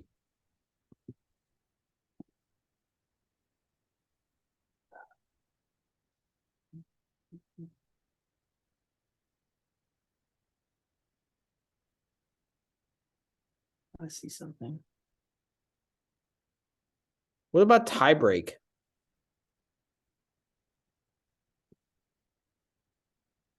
Can you get good plus money on that, like plus 140 or something?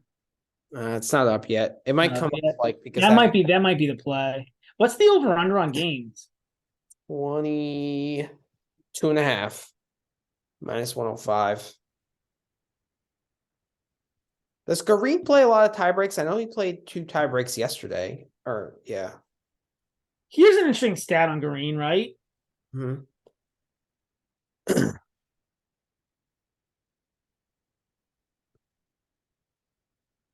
He does play a decent amount of tie breaks. Since 2021, Garin is 3-16 against the top 20. Wow. He beat Medvedev here in 2021. Mm-hmm. He beat Fritz in Houston last year. Mm-hmm. And he beat Rude in Indian Wells this year, which is not really not a top 20 win. Yeah. And I don't even know if Medvedev here 2 years ago was a top 20 win. So it's really like he's got one big win in the last 3 years. But it's Fritz. Tsitsipas. What? He couldn't even beat injured Tsitsipas. That's what I mean. He's got one big win in the last 3 years, and it's Fritz in Houston. Yeah, that's Fritz's worst surface too. So, well, but they are playing. I mean, I don't actually. I think if there's a similar tournament though, it is Houston. If there's a similar tournament to this, you could be right, but no altitude there. But it still plays. It plays fast because it's the goofy. Faster. It's like the fake clay. I think Fritz over 12.5 is the play. Minus 130.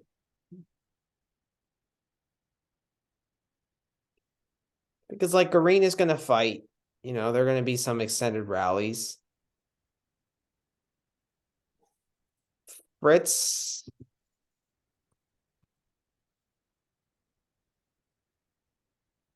I mean, yeah, I'm just looking like Garin isn't like terrifically good though at keeping matches close against these good guys. But like, I don't like Fritz. I know we're high on him, but like on clay, you have to take him a couple notches down. Like he's not like true top 10 on clay yet. You know? I don't know. I mean, I'd say he's like 5 or 6 in the world on hard court. And then on clay, he's probably like 10 or 11. I mean, I don't know. He made the semis in Monte Carlo almost a tough match versus Rublev, who won the tournament, but then he did lose to BDZ in Munich. But that was another altitude he won, and BDZ. I'm not saying Garin wins the match. I'm just saying I think he keeps it close. I think he gets like if Fritz played Kecmanovic. You know what? I'm gonna go with that. The other narrative here is Fritz is capable of like Garin is decent, and Fritz is capable of playing close to anybody. Yeah, he is. Like he likes to play on levels competition. He does. So I think that's the play here is the Fritz over the 12.5. Yeah. Like if Fritz was playing Kecmanovic, I would think the same thing. And I think Garin is slightly better than Kecmanovic on this court, which was what showed. I mean, that was a very even match. But actually, if you're gonna go with the over 12.5, yeah, I mean, is the over 22.5 at minus 105 a better play than Fritz over 12.5 at minus 130? Do you really see like a 6-2 set? I don't. Which means that what you're afraid of is like doesn't have a big serve, so I could see like 7-6, 6-2 kind of thing. Really? I mean, does Fritz? But does But does Fritz? I guess he Green sometimes competes does. though. What? Green does compete. Like it's not like he really gives in. And Fritz If doesn't it really was win a whole. if it was Kecmanovic, I'd probably go the way like I would have to go with the 12.5. Just because you could see the 6-2 with Green, it's probably less likely. Yeah, 22.5 is good. Yeah, like well, I think I like it. You like it? Well, yeah. It could always go 3 sets. But Green is But I gonna think there are legitimate 2-set lines that get you here. yeah. There are. And I think it could go 3. Like Kareem could win a set. Yeah. All right, last match, Zhang against Nori. Nori -5. -4.5. It's really -4. It's even money. Yeah.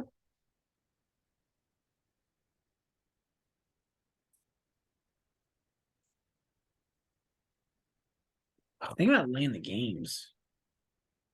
I'm not laying games with Nori until he shows better form. So then what would you do?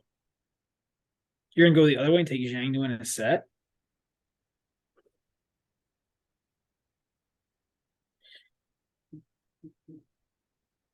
I'm probably gonna do Nori over 12.5 at -135.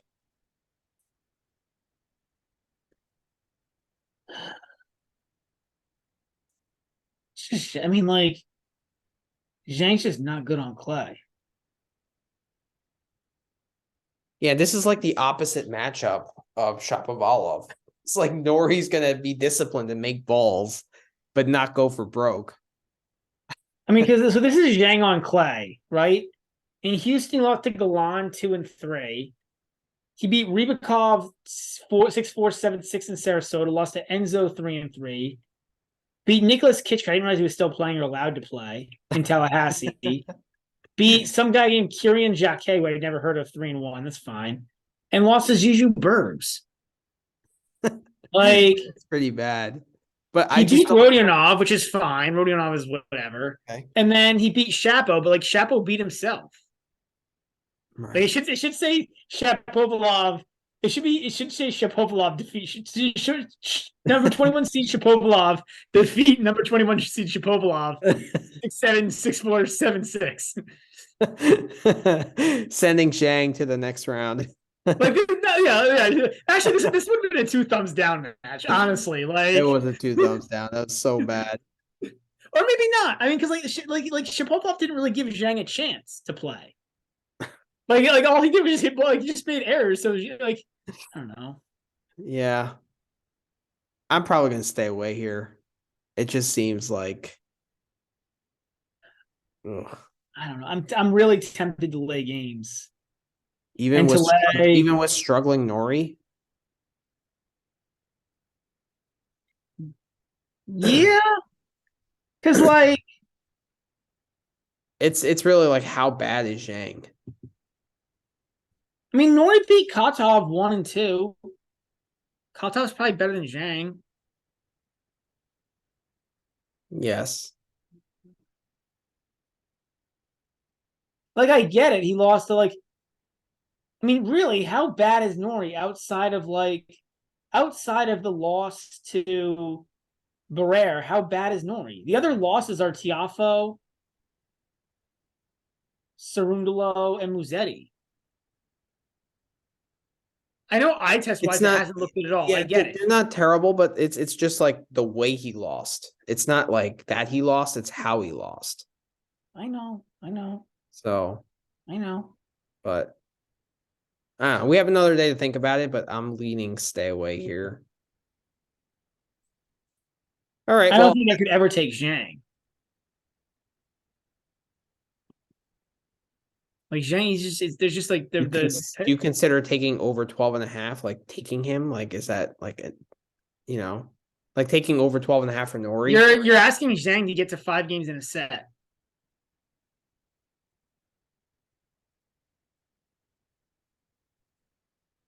Yeah, it's a little iffy. It's true. Against a guy in Nord who's gonna like make him play, right? And like gonna make like Zhang like do Yeah, something. it's a different matchup than Chapo. I don't know if he's ready for that. I also don't know, like he was pretty pumped up. Zhang was after winning. Almost comically so, given that he, like I said, he didn't win. Shapovalov lost. Like, but like that was an embarrassment. But like, Who was? I want to see something. You know what? I won enough money off of Zhizhen Zhang. I think I'm gonna back off of him. I don't want to lose it all on him again. It is Zhang's first top 30 win of his career, I believe. Okay. Yeah. So it's the biggest win of his career thus far. So coming back it might be tough. Yeah, like I mean, he could be tight. Biggest match of his career might be tight. Might come out tight for the first 4 games. Yeah, you might be tight. That's true. Everyone's tight for every match, according to Manny Friedman. So, all right. Well, that's a wrap for our third round pod. So this was a good one. This was a lot of fun. A lot of takeaways. This has been a fun tournament. I enjoy this one. And you say I enjoy this one too. You're growing into it. You like it more. Yeah, well, it's just fun because like a lot of different guys have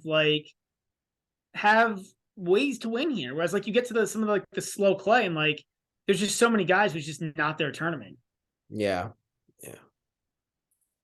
So, all right. Well, have a good night. Enjoy the matches, and I'm sure we'll be back to preview either round 4 or quarterfinals. We'll be back to preview round 4. There's no doubt. Round 4. If I don't, Manny's gonna be calling my phone 8 times and probably come to my house and like break into my house and make me do a pod. Probably. All right, guys. Have a good night. See ya. All right, bye, guys.